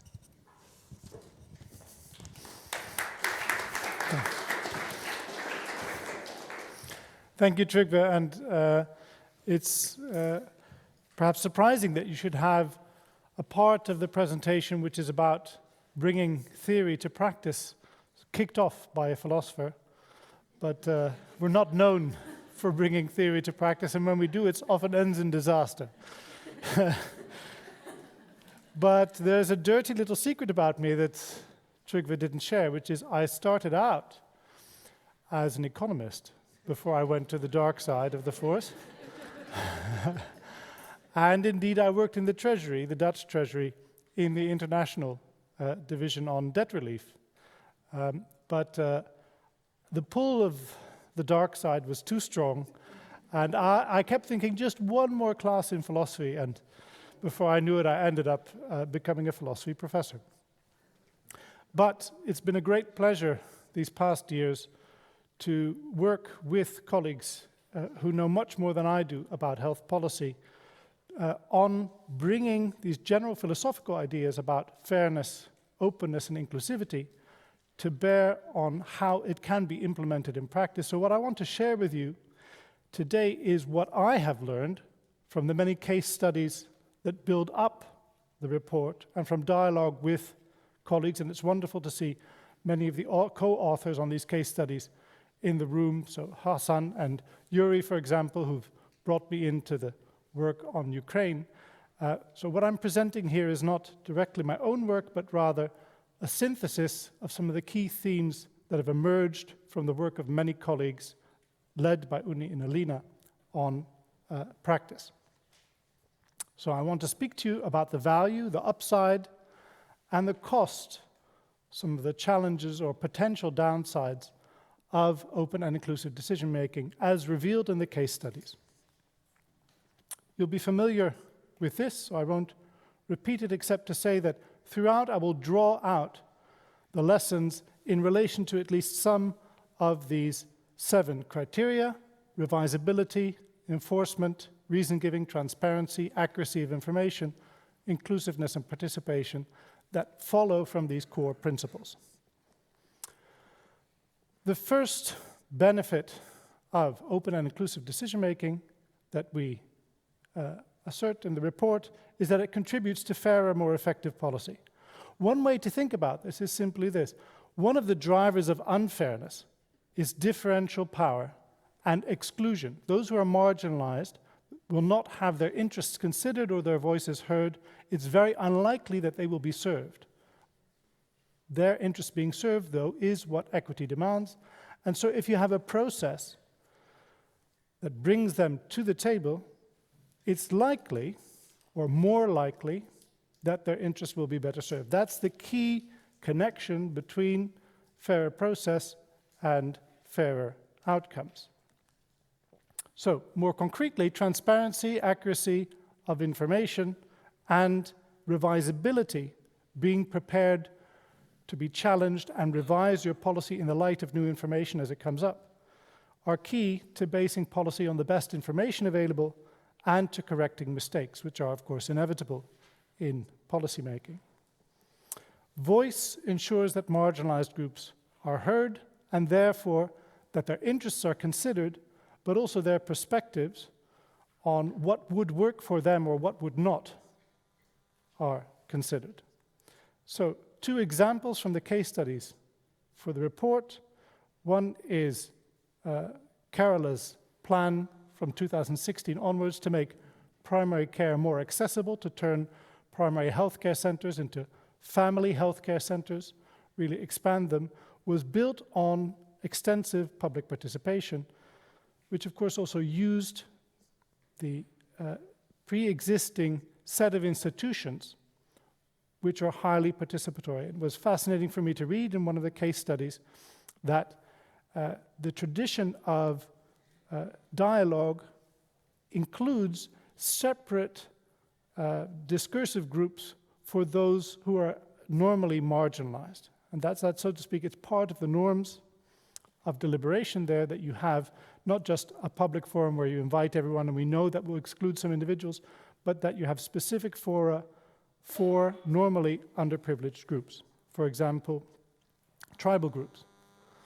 Another example, which has been mentioned extensively in general, Thailand, the more specific case study that the report draws on is of the decision to include pre-exposure prophylaxis, or PrEP, sometimes known under the brand name Truvada in the UK, for HIV in the publicly funded benefits package. And there again, it was very important that the primary targets of this intervention, also people who could propose the intervention, are marginalized groups, and how to reach them, information about that, not merely what matters to them, but also how to reach them, is to get that knowledge around the table is hugely important to developing effective policy. One lesson which, of course, you've heard earlier today, but it bears repeating, is therefore that substantial investment in institution building and knowledge generation really are essential to supporting open and inclusive deliberation. So these 2 case studies emphasize that you build on existing institutions and that these institutions require a lot of investment. The second claim that we make is that open and inclusive decision-making, fair processes, support legitimacy. And as a philosopher, I cannot help but draw the following distinction here. There's 2 senses of legitimacy which we need to distinguish. One is normative legitimacy, which we can understand as the state, or if not the state as a whole, some public agent in the state, is morally justified in its assertion of its authority. That's to say, it really does have the authority that it claims for itself, and through its decisions, it can generate corresponding moral obligations to conform or obey. We can distinguish this from what's known as descriptive legitimacy, which is the actual acceptance of individuals of the state's or public body's authority and the need to obey its commands. The 2, of course, can come apart. You might have a state which genuinely does generate moral obligations, but no one's listened to it, so it might have normative legitimacy without descriptive legitimacy, or vice versa. You might have people obeying a state's commands in practice, but there is no good reason to do so, no good moral reason. Perhaps they just merely feel forced or they're brainwashed. Interestingly, a fair process contributes to both forms of legitimacy.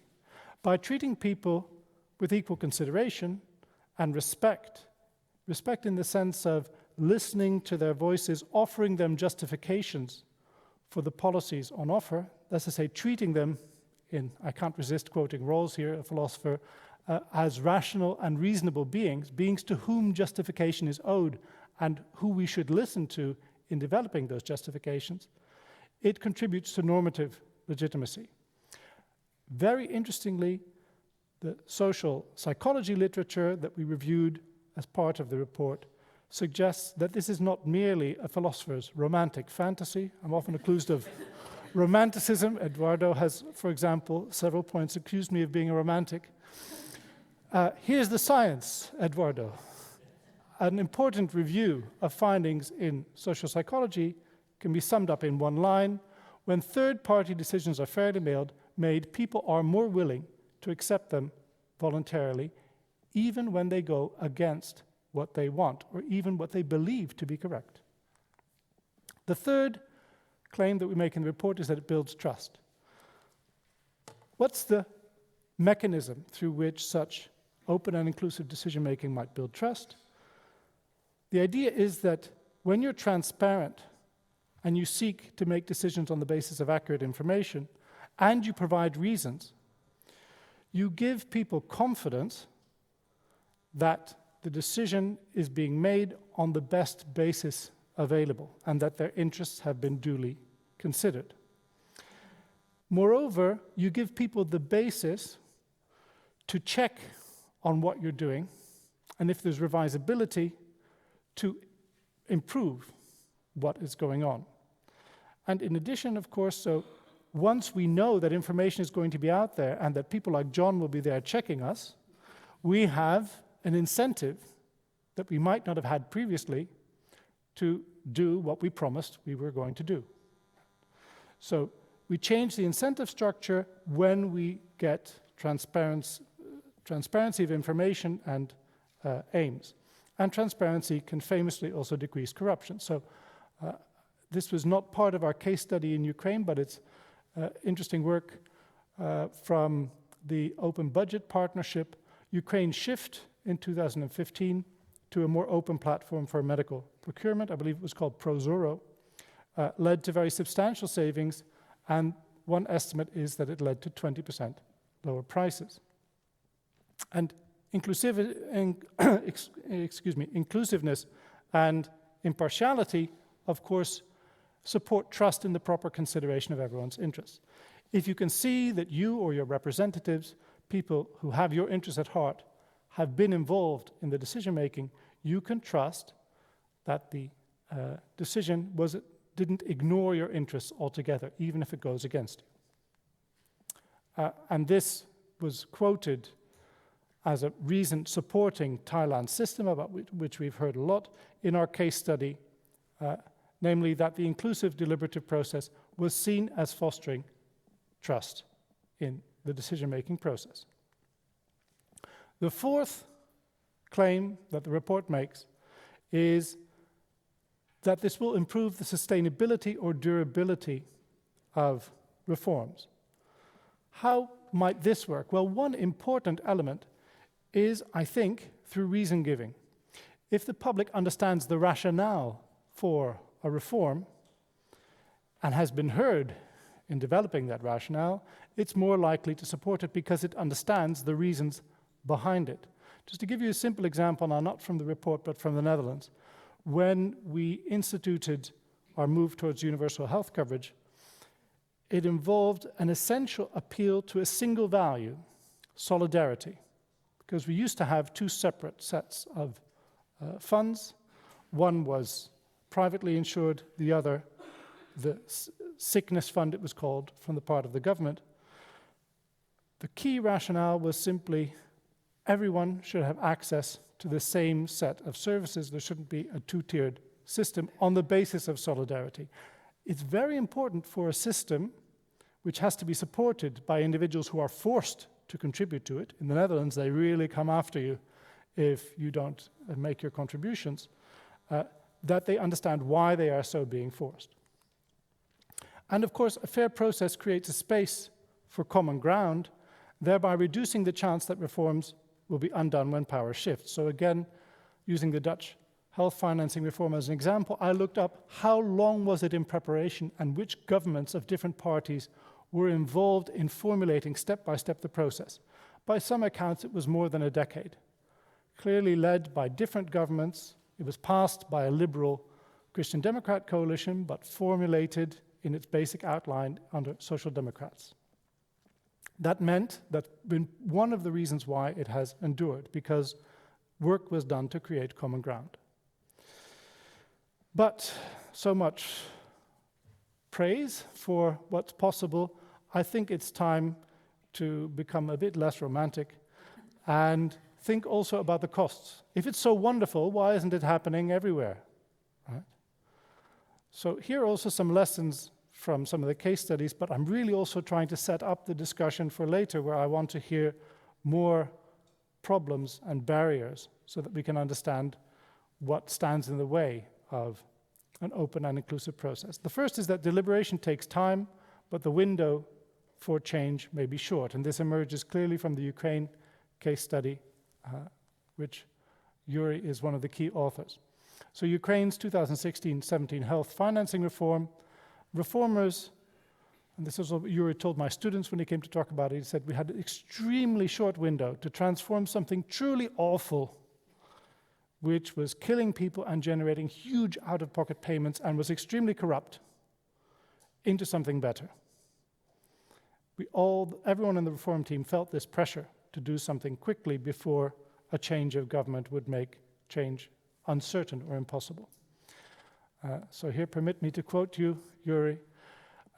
He says, I was on the side of the proponents to deliver as soon as possible. We were struggling to involve people in a meaningful conversation over the choice between a predominantly payroll-based system versus a system based on general taxation.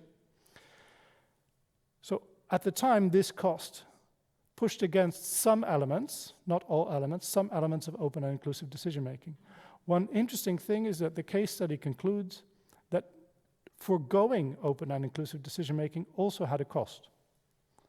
It was costly to do, but also costly not to do. The cost was in terms of later backlash and lack of durability or sustainability of the reform. This is what Yuri says. I now see that the dilemma was not about technical choices, but about whether a system based on a personal link to entitlements or on solidarity. That's what we should have communicated. Some disagreements would have persisted, but the fact that we ignored them and sort of forced a decision resulted in much higher resentment and backlash. So what we see here is a trade-off between speed and one element of durability.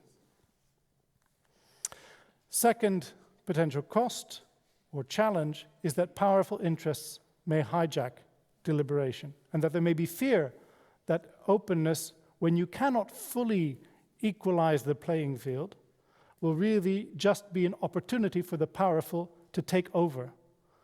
Better to keep your cards to your chest rather than go speak halfway, somewhat open, but you haven't equalized power, and then they jump in. So this is evident in the Mexico case study. I believe Eduardo was one of the co-authors. So there's maybe a justified fear that opening up may simply give powerful, well-organized interests a chance to control policy. In the sugar tax in Mexico, when reviewing the decision-making process, I'm quoting from one of the case studies, for some stakeholders, mainly industry, there was no consultation, dialogue, or justification of the proposed tax prior to its presentation in Congress, so at the formulation stage rather than the legislative stage.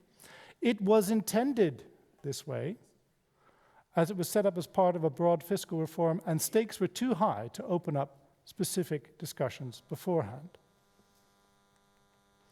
The third is that without well-developed institutions, implementation may fall short. So one thing I learned from Hassan's case study is the Gambia was undergoing a democratic transition, and there was a clear commitment to more open and inclusive decision-making at a variety of levels. When the act was passed to create the national health insurance system, policy formation, in the end, principally involved the usual suspects of technocrats, and because they had important experience, the private sector, mainly insurance companies, some urban-based civil society organizations, but rural-based civil society organizations, representatives of marginalized groups such as the Federation of the Disabled were not included, and so on. Partly, it seems, and medical professionals, partly it seems simply because of lack of knowledge among the relevant decision-making bodies about whom to invite. So institutions also involve knowledge building. It wasn't so much apparently, as I understand from Hassan's study, ill will, but at some point he suggests that they invited the Regulatory Council for Nursing instead of the nurses' representatives, perhaps on the basis of confusion. Right? So knowledge on whom to invite and how to do participation is hugely important. Secondly, at the legislative stage, again, opportunities for voice were not used because the National Assembly, even though there were facilities and there was apparently financing allocated, they couldn't find the time in their schedule to get enough people together to engage in real outreach, which would have involved rural communities as well, for example, and marginalized communities. So what then is a key recommendation? We've seen the 4 good things that can be achieved. We've seen 3 challenges, which is short window. The powerful may take over if you open up a bit without fully equalizing the playing field. And the third is, without good institutions, the process may fall short. The key recommendation is then invest in institutions. And a very interesting concept, which I've only come across recently in reviewing the literature, this idea of deliberative capital. So what you want to do is cultivate knowledge-generating and participatory institutions and civil society organizations that represent the interests of the less powerful. So Yuri also, in dialogue with my students, emphasized that they wanted strong civil society input, but there wasn't yet the full knowledge capacity in the nascent civil society in post-Maidan revolution Ukraine to fully participate in all the ways they would have wanted them to participate. In other words, investing in counterparties who have the relevant knowledge is very important. And secondly, this is Afsun Afsahi, whose work I've been learning from, discusses the need to stimulate investments in what she calls deliberative capital. So how does she define this? She says, mutual understanding, willingness to listen, a willingness to move beyond narrow self-interest, and social norms that codify these attitudes are all preconditions for a good deliberative process. And the cynics in the room may note that these are often absent when we're trying to sit around the table, especially when there's such interests, competing interests are at stake. Her work talks a lot about how we can move. We have self-interested reason, if we believe other parties are willing to do so too, to step by step invest in deliberative capital. So stimulating such investments and how we might do so is a hugely important message, I think, that I've taken away from the report and Afsahi's work. Thank you.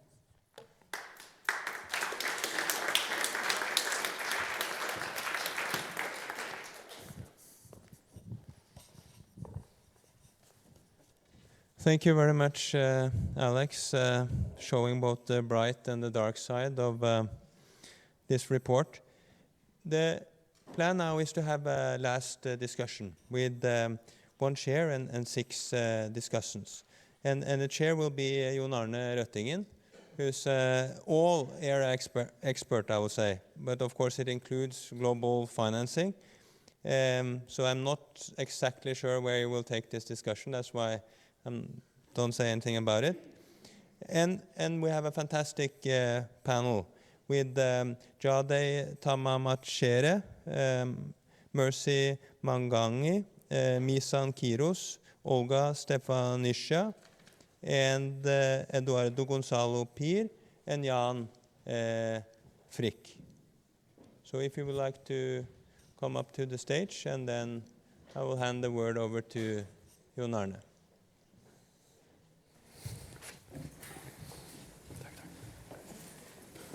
Just take down this table, yeah.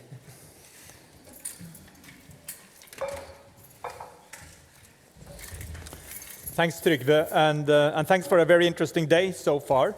Yeah, I have learned a lot, and I think we already have explored many of the case studies, both explicitly and implicitly. So I'm really looking forward to this panel. We heard the theoretical framework, but I think we already several times have seen the the very practical implications. To be honest, I had expected that we would focus first and foremost on sort of decision-making and planning, but I think what I've really seen is that this goes all the way through implementation and continuing thinking about fair processes, and actually that link is important. So I'm really looking forward to hearing from the national case studies and examples. We'll start with Thailand, I understand last year you had a 20-year anniversary for the universal health coverage scheme in Thailand, and so Thailand has already been mentioned from a participatory approach. How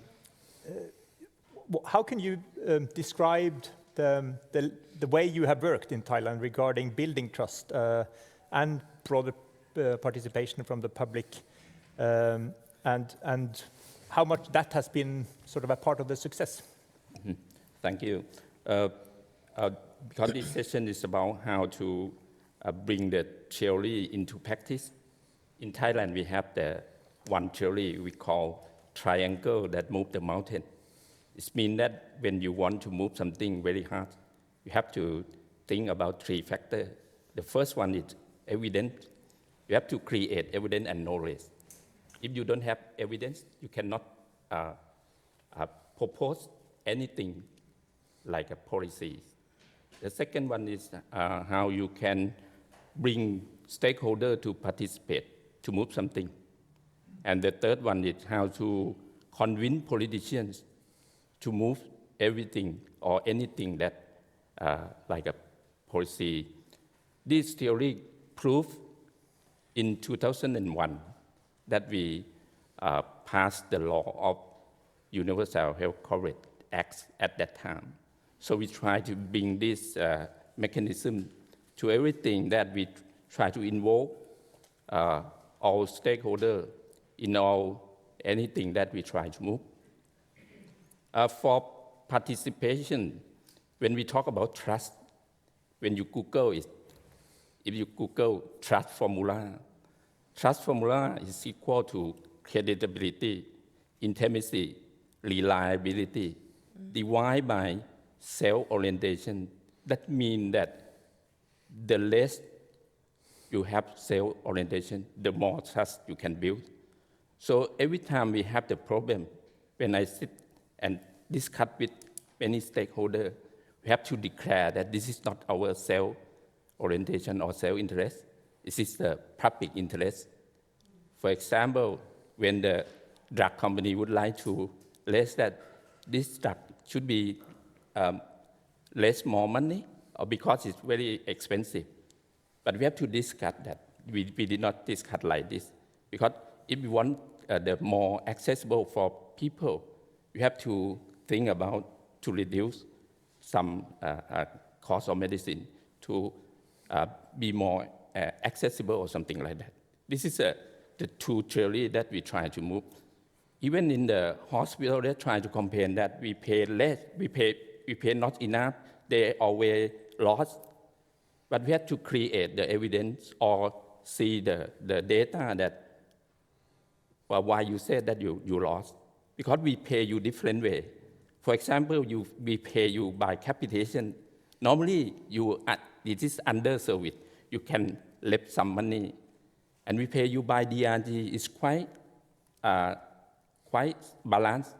And we pay you by fee schedule. Maybe you complain a lot about fee schedule because you can negotiate piece by piece. But when we combine all the payment, you not lost. This is the evidence. And we can demonstrate this is not my self-interest, self-benefit, but this is the evidence that you complain the wrong. It's not your complaint just because hospital, but we pay you to provide the service for the people. This is the two theory that we think that we can move and we can create participatory. And also every year that you mentioned that we have the public hearings.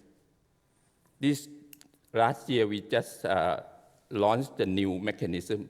You can propose anything by social media like Facebook, Twitter, website, or even call center that we have a call center. You can call So every day you can propose. Normally they propose the same benefit package, how to access. Hospital always complain, you pay less, you not pay enough. That company always complain that, why don't you put this benefit package into your system? This is the same mechanism that if we create the structure how to deal with this in terms of a participatory process, and you have the theory in your mind that how you can build the trust. I think this can move anything, like I said, that is like a triangle that moves the mountain. Thank you. Thank you very much, and very interesting to hear. I understand by having that open process and engagement, you get a public debate in many ways on the benefit package and what people are entitled to have. Moving to Kenya, Mercy, you have until very recently been the deputy minister in Kenya. New government came in, President Ruto now very recently. They say that UHC will be a top priority for the new administration. Based on what you're hearing here today, how do you think fair processes can be a part of sort of a further transition and moving towards UHC in Kenya? Yep. Thank you, Yonan. And let me begin by appreciating the team who put this report together. When Elina was following me to ensure that I get to Norway, I was reading through the brief and reflecting on my own experience as a policymaker, reflecting on where Kenya was, where Kenya has been, and where we're moving. And I must say from the outset, I do agree on the core principles, I do agree on the domains and the subdomains in each of them.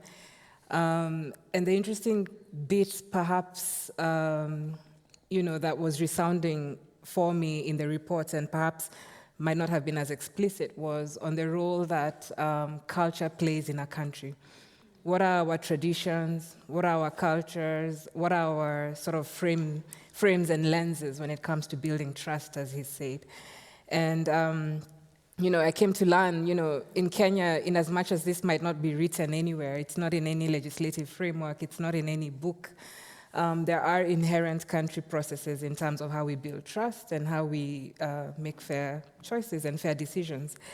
And one of this is really exemplified in what is known as the dowry process in Kenya. So on Saturday, I was invited to a dowry process for one of the executives in government. His son is getting married, and so I went to the dowry process. And it's interesting, despite us having about 56 tribes in the country, meaning different sort of cultural centers, we more or less follow the same script when it comes to the dowry process. So there is a process where voice is important, and I'm going to use the framework that we have from the report. Ideally, how you initiate a dowry process is that the couple will approach the two families and they'll introduce themselves, they'll use their voices and they'll say, we want to get married, we want to proceed with the dowry process. When I was there on Saturday, really, and it's interesting, for you to see this, being there is really, really important. There's actually lots of processes and procedures that take place in you being able to actually declare to your family that you want to get married. Part of that actually includes recognizing the female, recognizing her agency in wanting to get into that process of marriage, recognizing the gentleman's agency, but also recognizing the agency of the two families who are coming together. And one of the ways, which is interesting in terms of how this then proceeds is that for most communities, it's a 4-stage process that takes place over a long, long time. And so on Saturday, I was here beginning, one of the stages for my colleagues. But what is interesting is I do have also another colleague. She's been married for 35 years, and she's doing her 4th process. So after 35 years of marriage, you're still in your 4th process. And what is interesting is there was a reason why the elders in Kenya put this in place. It's about consistency and that aspect of revisability in your marriage process. So these were actually things that were thought through by the elders within the community, that we want to ensure that this process is consistent, that there are checkpoints, and that these checkpoints are, should I say, solidified in an evidence base of what's been going on in your marriage, and that then you can come back and revise what needs to be revised. And so, I was sharing, because the team and the couple that was getting married is actually based in New York. So they'd come back to Nairobi, and meaning they've been far removed from our cultural practices, in the country. And they sat there thinking, why are we here? What are we doing here? And it's a whole process. And Kinuthia is laughing because he knows how intensive it is and how all your aunties and uncles come from the woodworks to make you go through this process. But what was interesting was what one of the elders men told us, towards the end of the ceremony, that this is then how you get introduced into the community. This is how the community walks with you. This is how the community guides you in your marriage, in your relationship. This is how you're part of a society. This is a process of inculcating trust within your marriage, that we trust you to be making a sound decision, to be together forever, and then being able to then, of course, lean on the community. In my experience as a minister and policymaker and advisor within the Kenyan sector, we've had different instances where the reflections of this report are quite interesting. One of the most recent little pieces of work that I worked in the prior administration was putting together what is known as a breast milk substitute bill. So where we were going to regulate breast milk substitutes. So the powdered milks and the nans, if you know those, the ones that exist in the market.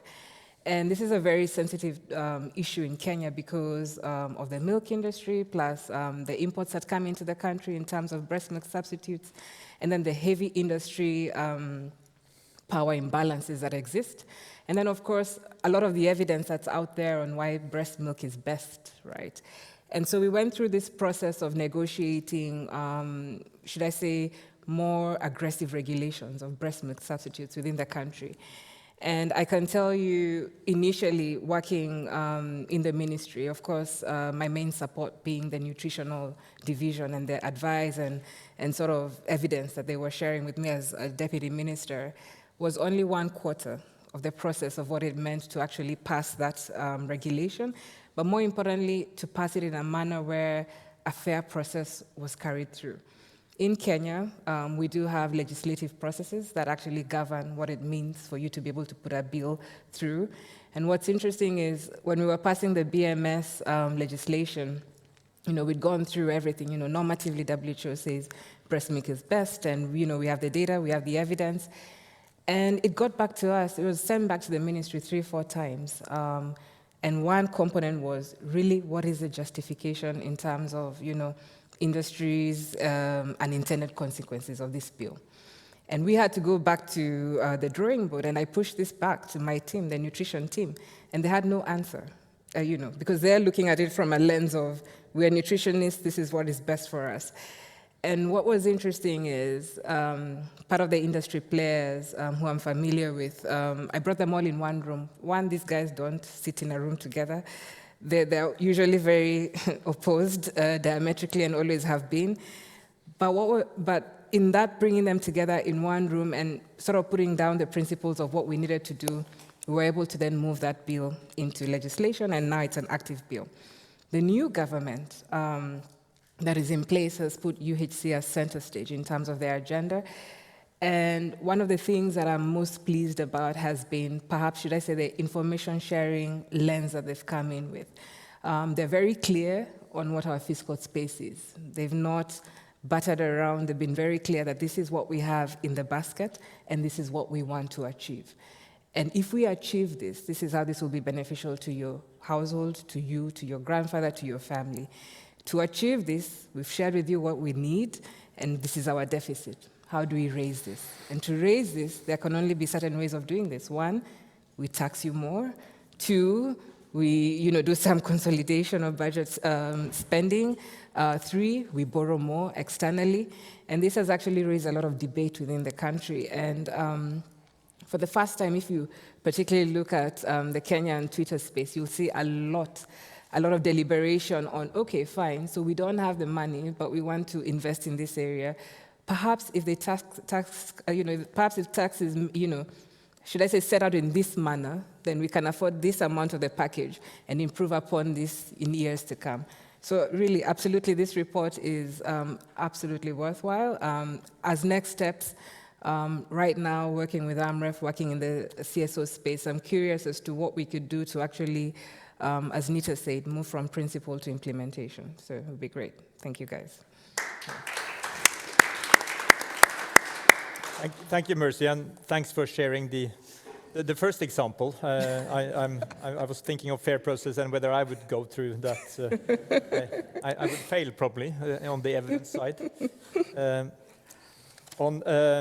I think you described also almost a hijacked process with the industry on the breast milk substitute, but that you managed to salvage it.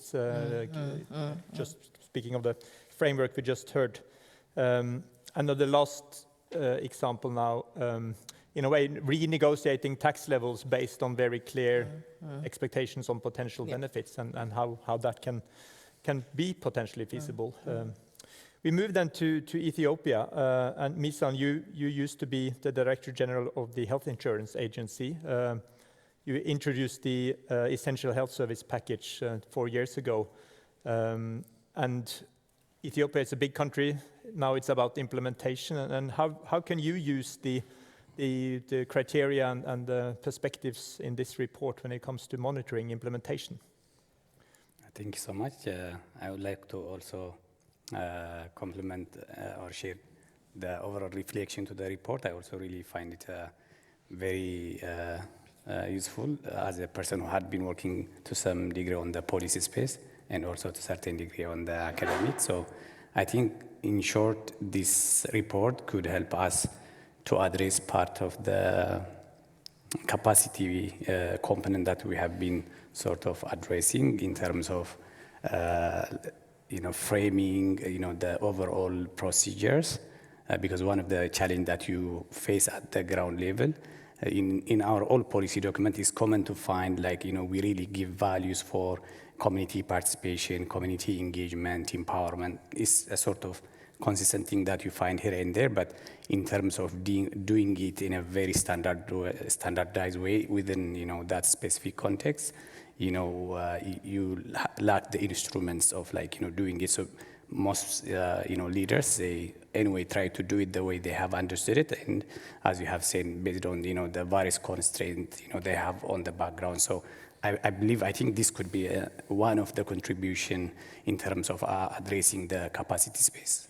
Saying that, I think to the Ethiopian perspective, of course, I think once you really develop your package, the critical piece that will follow is, you need to really undergo various changes within the different health system inputs in order to ultimately transfer your package, at the grassroots level.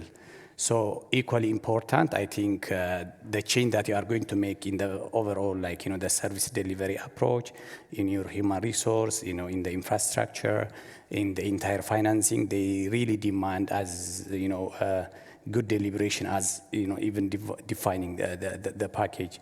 So I think that's one point. And the other is, especially since most of the discussion here is from the financing perspective, one of the challenges still we have within our package is, when you develop your package, you have also underlying assumptions that you put, in your on the background, so that you implement, those particular services.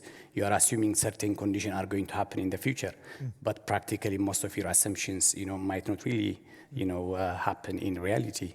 So what I want to bring here is, it's not only that you need a very heavy deliberation at the package development level, you also need, intensive and ongoing deliberation, as you also start to implement it, because for different reasons you might not be in a position to deliver what you promised. So I think that's the second domain. And the third is, I think we also put some change to happen, especially on the financing space, for example, in Ethiopia, because, our physical space is, again, limited. So we make an assumption that, to finance this package, we are going to start big program like social health insurance, and also to sort of scale the existing community-based health insurance to a sort of universal. As a part of resource mobilization, we sort of also recommended that the voluntary program is going to shift into a sort of mandatory, and also we're going to change a change in the pooling system. So all the classical example being presented by Professor Ulla are part of the embedded thinking within the package. So implementing that obviously demand a very ongoing discussion with various implementer within the sectors, with various social civil society organization, and also the general public, and more importantly also with politicians or line ministries beyond the health sector. So this anyway demand an ongoing discussion and deliberation. So for that reason, most of I think the guidance and frameworks that we have in this report could really help in terms of further implementing and also monitoring of the package. Maybe the last piece is, I don't know if I might not be, anyway, most of the time usually we sense public participation, especially not on the decision space, but in the monitoring space of whatever we decide based on the delegation of power people have.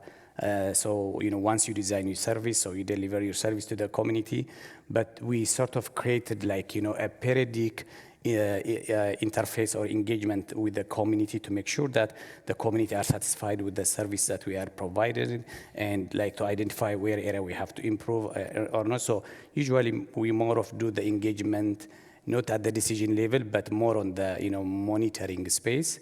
But I think now scaling that further so that not only we do it more of on the later stage, but even at the decision-making process could be something that can substantiate the implementation of the package. Yeah. And just to understand, you have public participation in the monitoring then?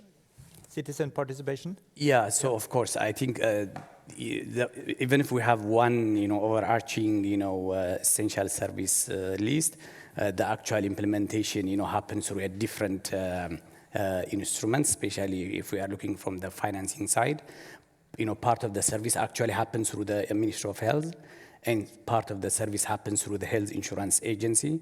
So for example, in the Health Insurance Agency, we have what we call a General Assembly, where we, on annual basis, the members of the schemes and representative of the schemes will meet to review the overall, performance of the scheme of that year, both from the service perspective, from financial perspective. So through that, you'll have a chance to hear about, about the quality of the service and other dimension of the service in general. Yeah. So this is one point. But even in addition to the insurance, the Ministry of Health had also what they call the community town hall meeting, where health facility will regularly are expected to meet with their community also to discuss on the overall service provision. Yeah.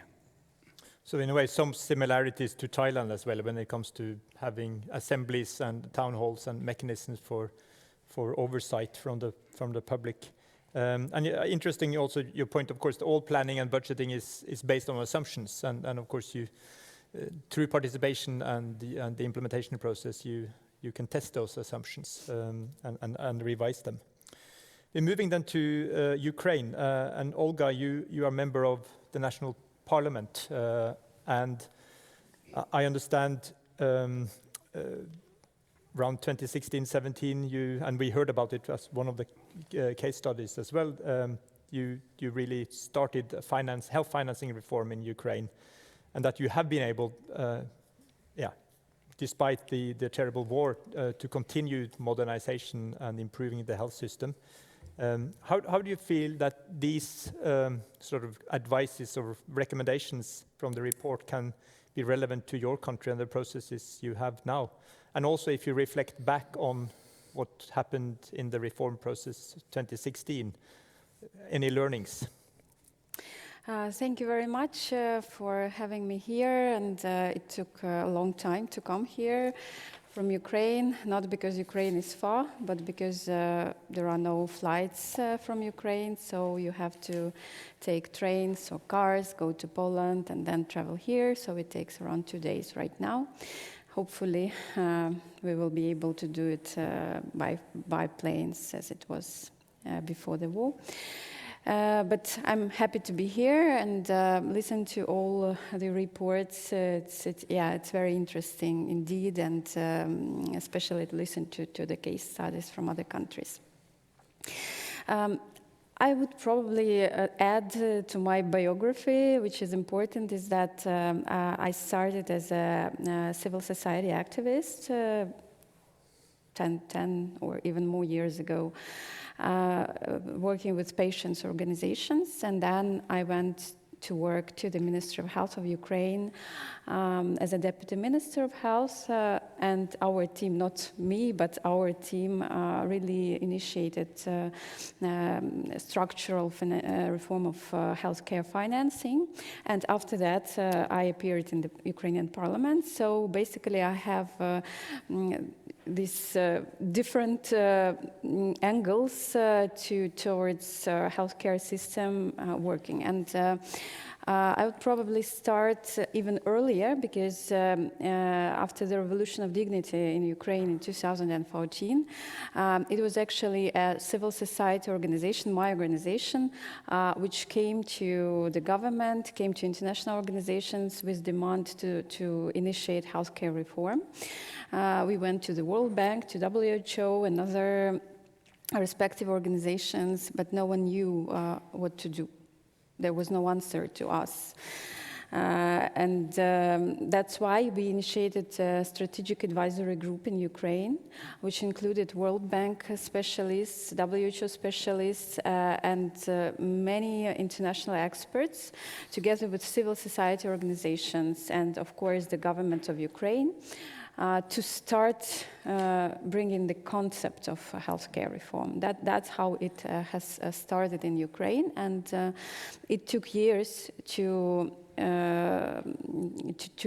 the point where the special legislation was adopted. It was in 2017. And after that, crucial changes happened, because we shifted from Soviet-based principle of paying for existing hospitals to paying for services. And that's how money started following the patient in Ukraine. We started from primary healthcare, and then we left the ministry, actually, because there was a political change.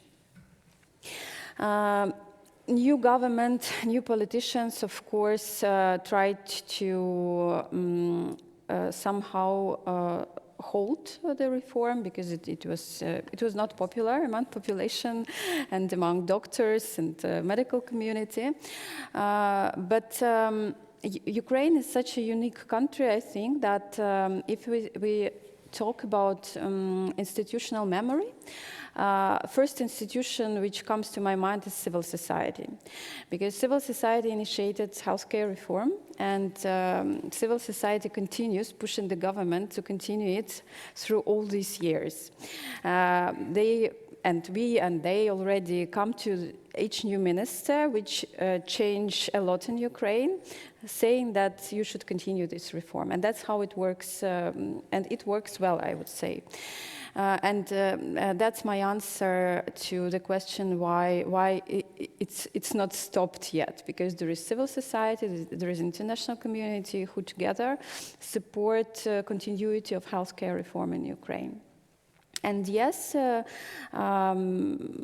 this change in healthcare financing actually saved Ukraine from healthcare collapse when COVID-19 pandemic started, and also during the war.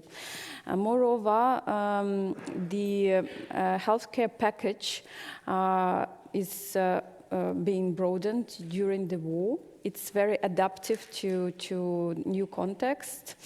And we create new packages concerning helping those hospitals which are on the occupied territories temporarily. We create new services answering the challenges which we experienced during the war, which are rehabilitation services, which are which haven't been developed before in Ukraine, because we had spa services in Soviet Union instead of real rehabilitation. So we really work hard to help our wounded soldiers right now.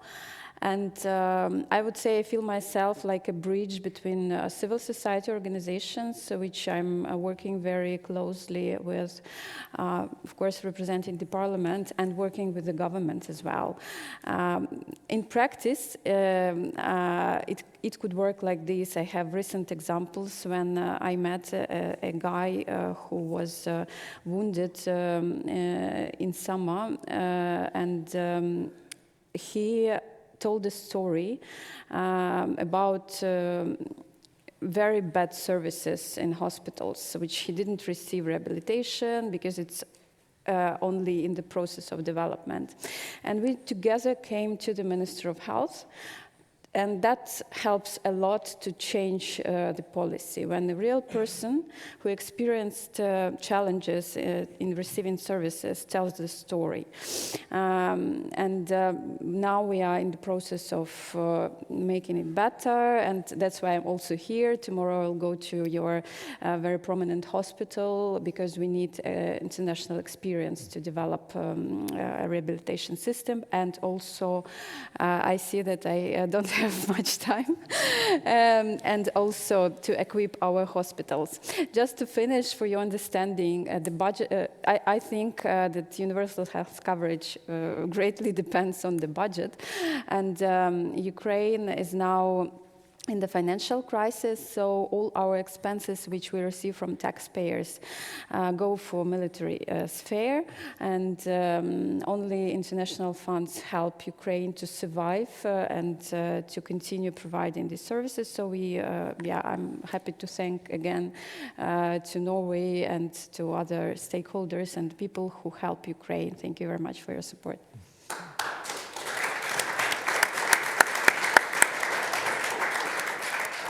Thank you, Olga, and thanks for sharing that, and also the difficult situation you are in currently. And in many ways, you describe a process that was really not initiated by those in power, but so it was really not about fair processes from committed by those in power, but actually driven by civil society and action from the ground. But you have overseen it and through different roles, which seems very important. So that was a reform, and now moving to Mexico, in a way, it's a re-reform in some sense, because you had a larger reform, Eduardo, when and you are former Vice Minister of Health. The Seguro Popular was a large sort of health financing and health reform in Mexico. You later have a new government, and you had a new sort of change in the health system, and moving from, I guess you should probably better describe it than myself, but what are the insights when it comes to participation, both maybe when you did the Seguro Popular, but also now how the current government approached a fair process regarding the current reforms? Yes, thank you, John. So, I also want to thank the involvement in the report. Working with Uni Elena was a real pleasure. I really enjoyed the process. I would say from the policymaker's perspective that one of the big takeaways from the report, and that resonates with the Mexican case, is that if you look at the instrumental component of a fair process, is that fair process should be seen not as only an extra work that needs to be done, something you're obligated to, but it is actually a golden opportunity to invest in this deliberative or trust capital that Alex was talking about, because you're going to need it later down the road. Mm-hmm. So I think that health finance reform is a little bit different from overall health reform in at least two ways. Number one is that it requires an extra effort to communicate it. Mm-hmm. If you think about health reform, people are more aware of hospitals, doctors, waiting times, was what the interface that takes place between citizens and the health system has to do with delivery. Health financing reform is seen a little bit esoteric. It's really important, but it's upstream type of restructuring. And that requires a little bit more of explaining. It requires a lot of engagement. It requires a lot of patience, a lot of interaction. So that's one. The second thing is that precisely because you're working upstream, it takes a long time before health reform actually translates into something like better services, quality, waiting times, things like that. So when you're doing health financing reform as opposed to general health reform, you really have to know that there's a cycle. It starts with all the excitement around getting a reform passed, and you can work around that, do it the right way. But eventually, when the party's over, and you start to really think about the implementation process, then the resistances come in. And then you start to look into all the reality aspects of getting the budgets don't get materialized, the allocations don't come through, people didn't quite understand what it meant to be under capitation, nobody really meant that prices or wages or things were going to come. And that's where the capital is needed, because health financing reforms will get contested. There will be a challenge. And if you look at health financial reforms when they get contested or repealed, or that opposition is going to come from the people that were left out, the people where you really didn't explain things properly, people that felt they were being left out and not really considered into the process. So investing early on, it's preventive work. It's about making things right at the beginning, because later, further down the road, you're going to be needing those type of supports. You're going to be asking for that, because health financing reform, before the results come in, before the money's eventually translated through extra services, qualities, you have to work on those transition years. And those transition years are very challenging. And health ministers get left alone. You end up with less friends that you had before. And that's where you have to come in and bring back those allies that you had at the beginning.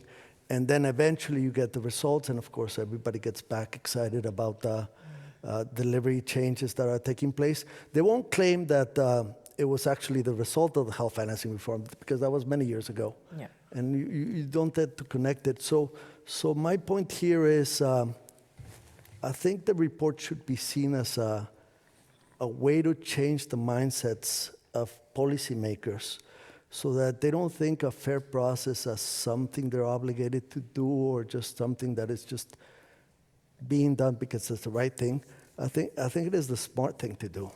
It is a very, very good opportunity to make sure that you get it right, you get those allies, you get the support, you get the right communication, because you're going to be needing it sooner than later. Make sure that things stay steady. No, thank you. And also interesting that you sort of differentiate between health care reform or health reform and a health financing reform. Maybe you say upstream or even back office. And I'm just realizing, of course, that you also you have other stakeholders, including, of course, the health professions and the providers that are the first ones to experience sort of the impact of the reform before sort of the public and the citizens, which will be more downstream. Moving then finally to Norway, and Jan, you, I guess more than your current role at the Public Health Institute, would like to take benefit of your previous role as vice CEO or president at one of the health trusts in Norway, and being responsible for at least what I'm told is called in English, the managed introduction of new health technologies, or the new methods system here in Norway, ensuring that we sort of have managed entry of expensive new technologies, including pharmaceuticals. What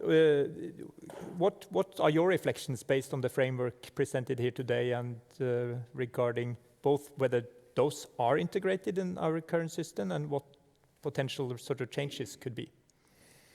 Yeah, thank you. So when I read part of the report and also learned about the framework, I think that's it's really helpful framework to think with, and it also sets some normative standards for what should be in place for fair processes. And I think for the introduction of new methods in specialized healthcare in Norway relies on these core principles of equality and consistency over time, and also impartiality. And that's the reason why this system was put in place in the first place for almost 10 years ago.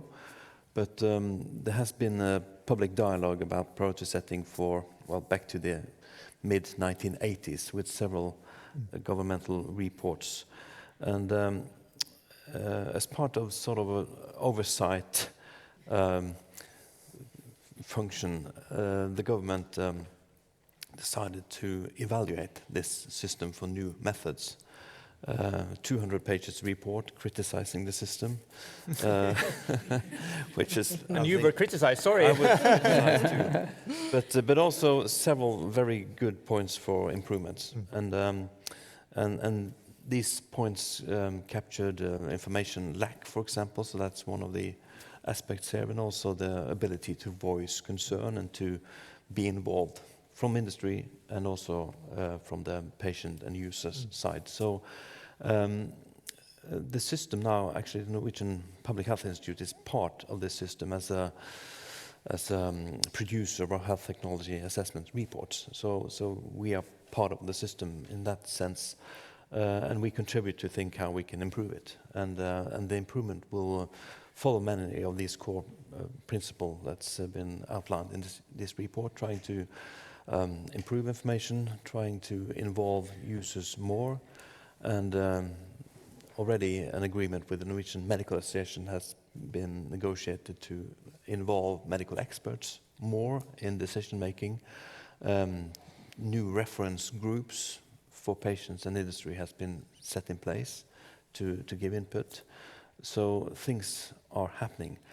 A major sort of barrier to information sharing in the Norwegian context for particularly pharmaceuticals is that we negotiate prices, and therefore prices are hidden, they are not shared. And this is a huge communication barrier, because how can you say, how can you explain to the public that we said no? Because you aren't allowed to actually to inform about the prices. And I think many patients would have actually understood why it was a no if they knew sort of cost-utility analysis, but the system is not allowed to share that information. I mean, that's a political decision based on the thought that in the long run we will be better off with having secret pricing. But that's an empirical question, of course.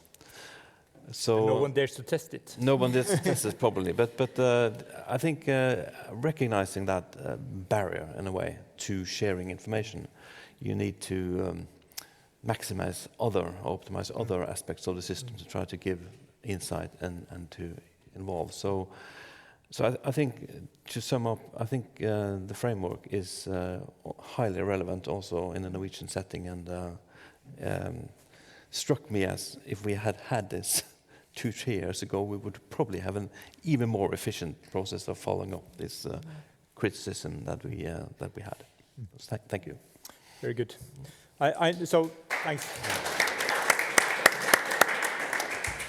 So we've heard very rich presentations of country cases, but that also means that time has gone faster than I really realized. I think we still have time for a couple of comments, questions from the floor. And you may also definitely be able to engage and ask each other questions. But I first would like to open from the audience, if there are any. Yes, please. Thank you very much to the panelists for a great deliberation. I'm Hassan from Gambia. So during the case study, the experiences or impression that I had from both the bureaucrats, the lawmakers, is that once you involve the civil society, into the process, then they represent the public. So perhaps I want a reflection from Mercy and maybe from Ukraine, because you've worked with civil society. What has been your experience, and how can we make the report to explicitly define that the civil society actually do not represent the public in totality, because the interest of the public is diverse. And well, for Gambia, the civil society are usually, they have an area of focus, right? So they cannot represent the public. So how do we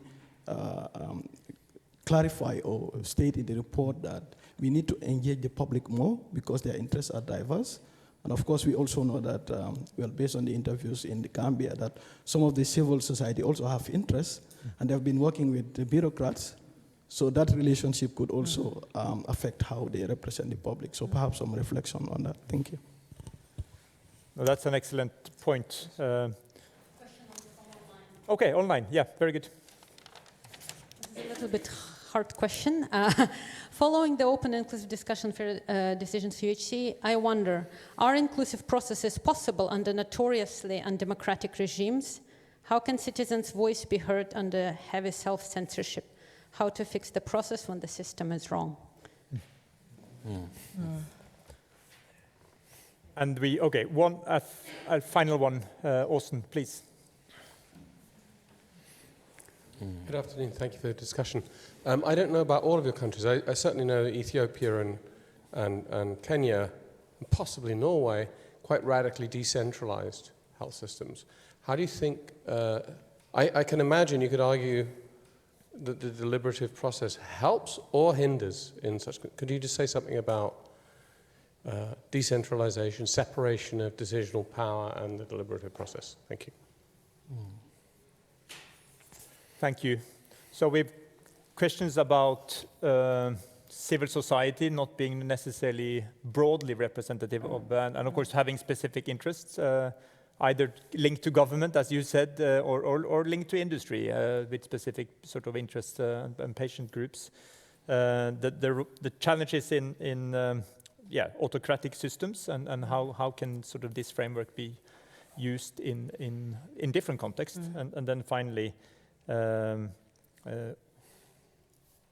On the centralization, decentralization, and where should the fair processes happen in a way? Yeah. Who would like to comment? I think Mercy, you were asked specifically first, so let's start with you. Yeah, so I agree with you, Hassan. Civil society may not necessarily be representative of the community, and that's why I made reference to always having an understanding of how society is organized. So in Kenya, we've had, of course, the normative structures, administrative structures in terms of how we are organized as a people, and often there are those influencers outside of Instagram, but now in society, who you sort of have to appreciate their role when it comes to decision making and influencing, different communities. When we were designing the benefit package about 2-3 years ago, we went on a very elaborate process of trying to engage all stakeholders in terms of what was in the package, what was out, and etc. And I remember when we were looking at the surgical package in terms of how we've classified it in Kenya, we invited the surgeons and we invited different patient groups. And towards the end of our deliberations, they all walked out of their room. So they left us in their room in protest. And the reason for that was particularly because they felt that we had sort of been dismissive when it came to kidney transplants and the patients who then come off transplants and require medicines that we'd excluded out of the list. And we had to literally look for transplant patients and bring them in the room to hear their viewpoint. And they're not organized in any shape and way or form in the country. And trying to get that representative voice for that actually needed us to get a man in society who was respected by the community to be able to give views and opinions on on the experiences of post-kidney transplant patients. And then we succeeded in winning them over. So they all walked out and dismissed our surgical package. But up until we identified this man who had the respect of the community, who was not a member of any CSO, who was not in any organized patient group, we were then able to sort of move the dial on that. So my advice, my opinion would be to really study the society and understand what are the normative structures of representation, and then what are the influential community structures that may not be necessarily organized, and that's important. Number two, in terms of decentralization, yes, we could write a book on Kenya. I was there at the beginning of decentralization, so was Kinuthia, and I'm here as, 11 years on, 12 years on. What has happened is there's been a maturity of the process, I must say. In fact, prior to devolution, I was working, I'd say, with the decentralized units, and then I moved to the national government. Definite maturity, but that's been sort of catalyzed by having the constitution, so a guiding frame, because there's always controversies, there's always going to be little fights here and there, but there's a framework in which we can all lean on that, expresses different bodies that should support the decision-making process. However, again, much like the reports elaborate, it became very important when it came to health policy and decision-making to really, really, really build trust in terms of the information domain.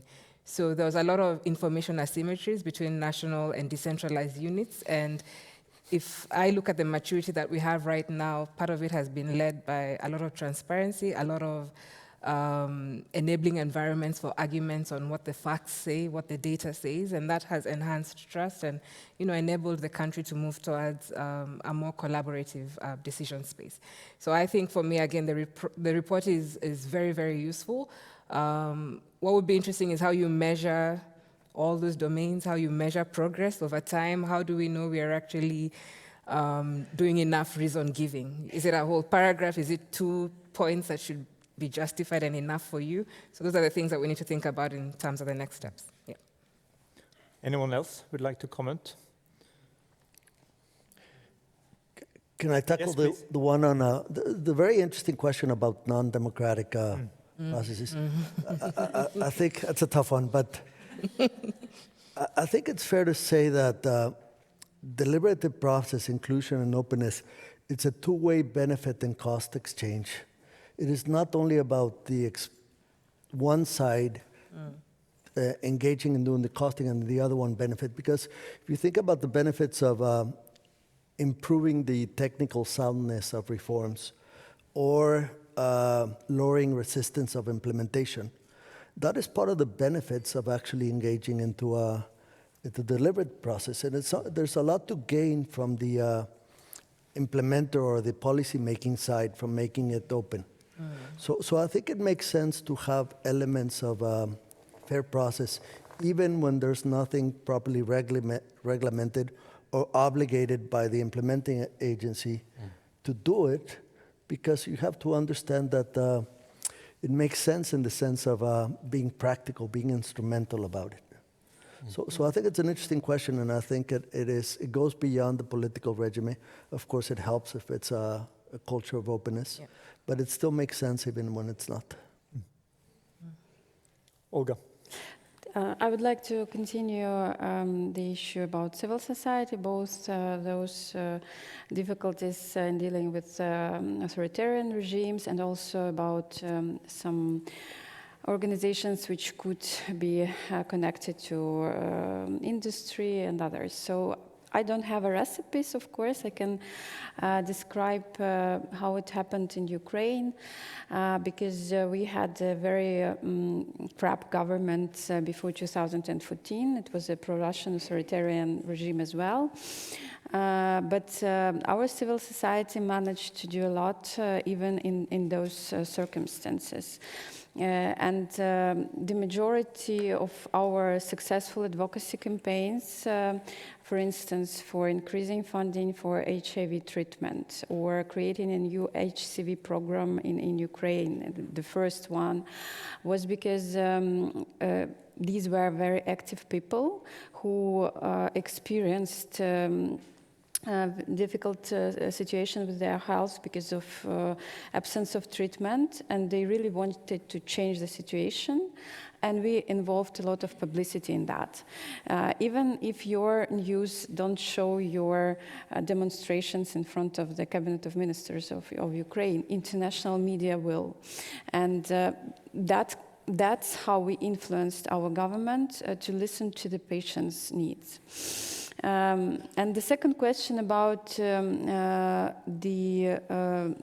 connections of patients' communities with industry, it's also a very interesting question, and I had such experience when I worked at the Ministry of Health. I was responsible for making the list for procurements of drugs for cancer, orphan diseases, and others. And you can imagine how difficult it is to decide which drug would be covered by the government and which won't. And of course, there is a lot of lobbying process in that. But we also had special groups of experts, including doctors and patients' communities, to talk about that and to make common decisions. And of course, patients' communities came and there were some hints that they lobby that or this drug. So what we did, we asked them to reveal their funding, and they had to prove that they don't have a conflict of interests, which was absolutely normal practice. And it helped me as a Deputy Minister of Health to, it doesn't mean that they don't take part in the discussion process, but they don't have a right to influence and to vote because they have a conflict of interest. That's how a decision-making process could be built, I think, and it's absolutely normal. Thank you. Jan, you wanted to comment.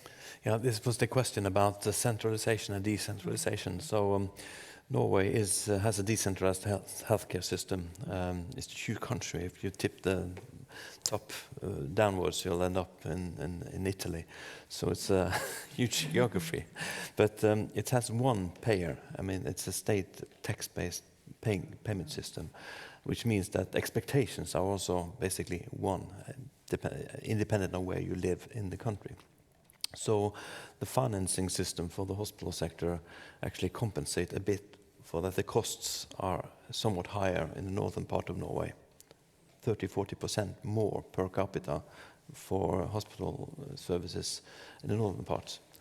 For new technologies and medicines, it's also, even though there are 4 health regions, decisions are equal across all regions. So every citizen in Norway basically almost have a right for the same treatment wherever you live in the country. I think that's the only approach when you have one payer, you have one expectation, you have one sort of standard. So if we had different insurance systems, different health systems, I think the acceptance for difference would be higher. But since we have this one finance regime in Norway, that's the way we do it here. So it's possible to have a decentralized healthcare system, but to have, so to speak, one standard across the whole country. Can I ask Dr. Yadei in Thailand, because Norway is big in sort of the geography, but fairly small in population. You are much bigger in the population. So how do you balance the centralized common national processes with more decentralized processes? In our experience, especially in UHC, we focused in the decentralized process at the beginning. Under our law, we mentioned that we will contract primary care unit. We did not contract big hospital like the previous scheme. But we know that this is the way that we can decentralize. Even Ministry of Public Health tried to convince that we have to pay to Ministry of Health, that they will pay to the hospital. We did not allow it because this is like we have in the Thai word that this is like an ice cream. Everyone wants to buy the ice cream, so the rest to the primary care is really small. So by law, we try to send the money directly to the hospital. This is the way that we try to create a decentralized system process. But a national but decentralized system in a way, because you had one national approach to have more decentralized capabilities. Yeah. Very good. I think we really need to wrap up. So thanks so much to our panelists. Give them a hand.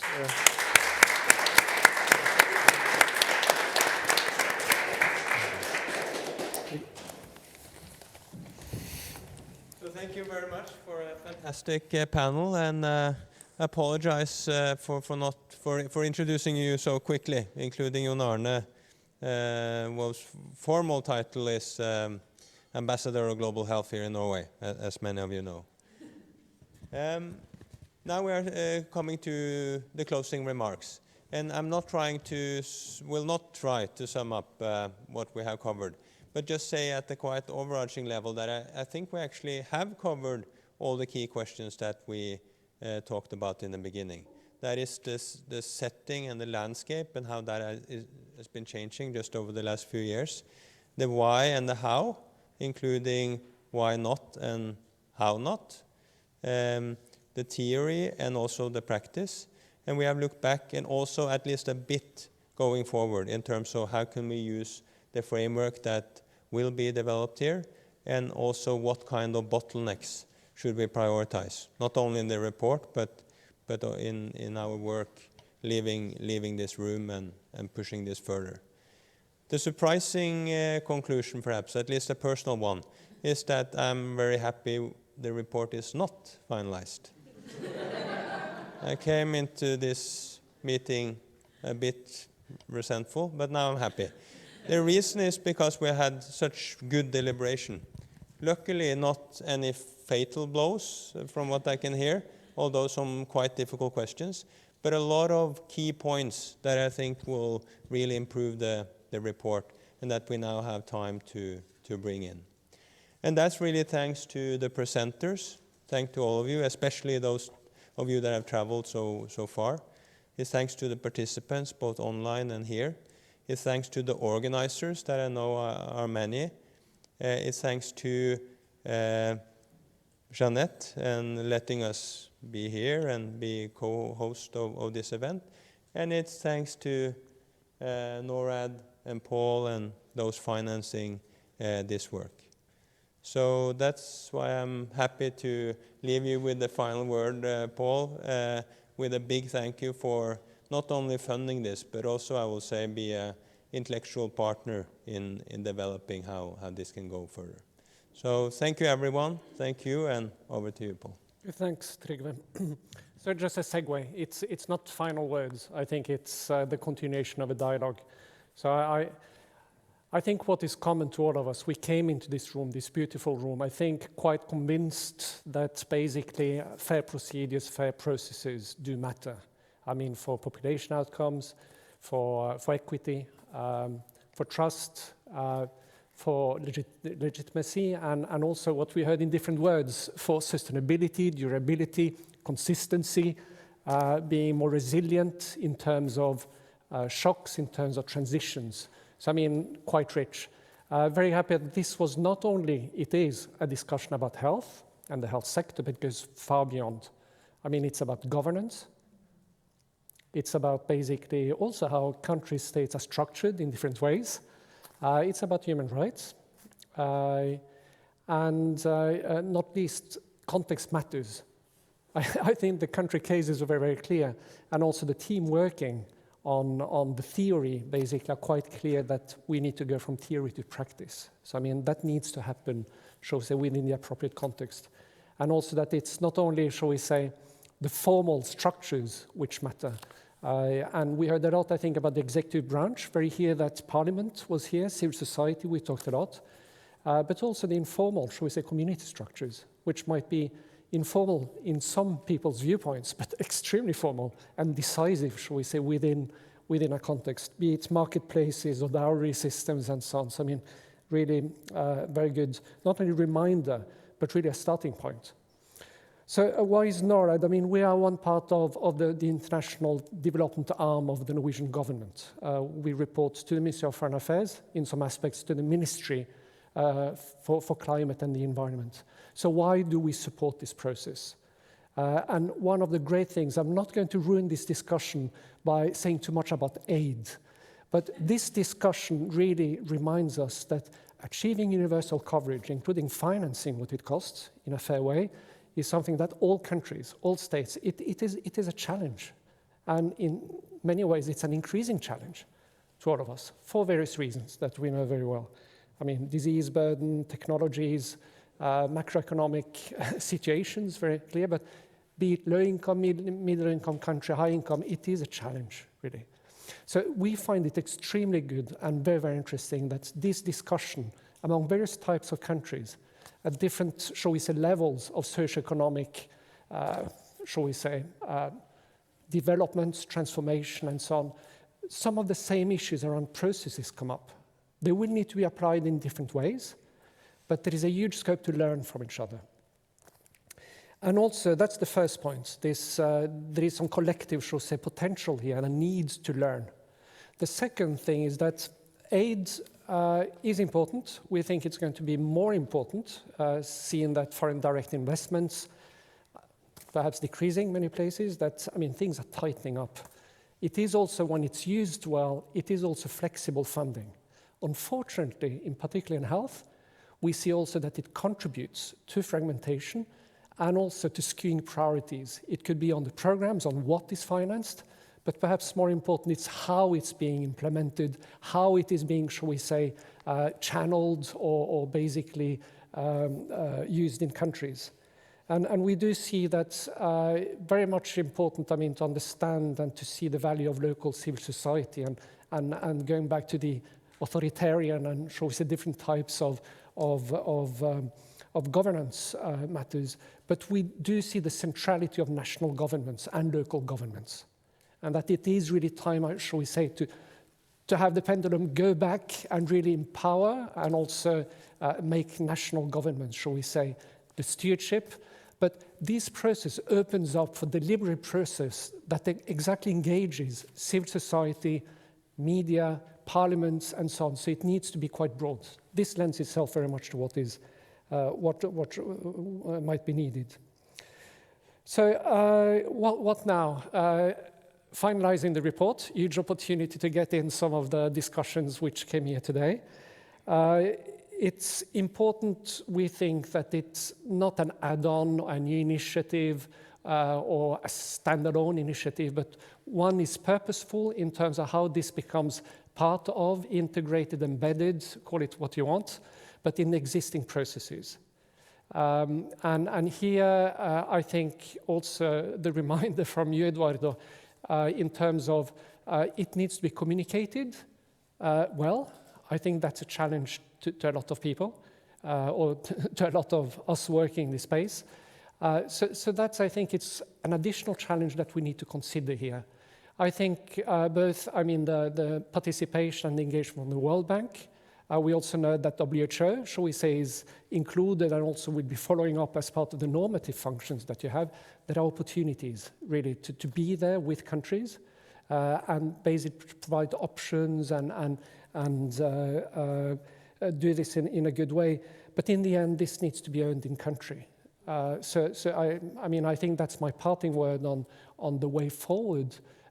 You cannot neither organize nor own processes from abroad. This needs to be firmly embedded in national and local structures. So that's all about ownership. We think it's ready to go now, basically. We think this, there are so many issues, both in the global context and around aid, international assistance, that it lends itself very well, shall we say, to focus, to get the needle back from global decision-making back to national decision-making, and with, shall we say, international development partners and financing being there, but channeled in a different way.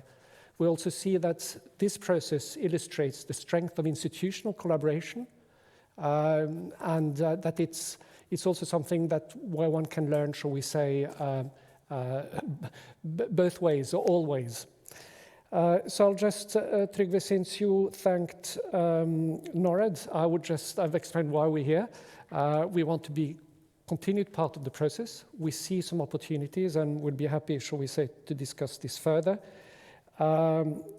We will want to thank the National Institute of Public Health, very clearly, the Bergen Centre for Ethics and Priority Setting, the World Bank already for the report. First of all, we would like to thank the country participants. We are all country participants, but at least those that have been engaged. I think there is a community here that basically is a huge resource in terms of learning and moving forward. And then, Jeanette, let me take the opportunity to thank the University of Oslo.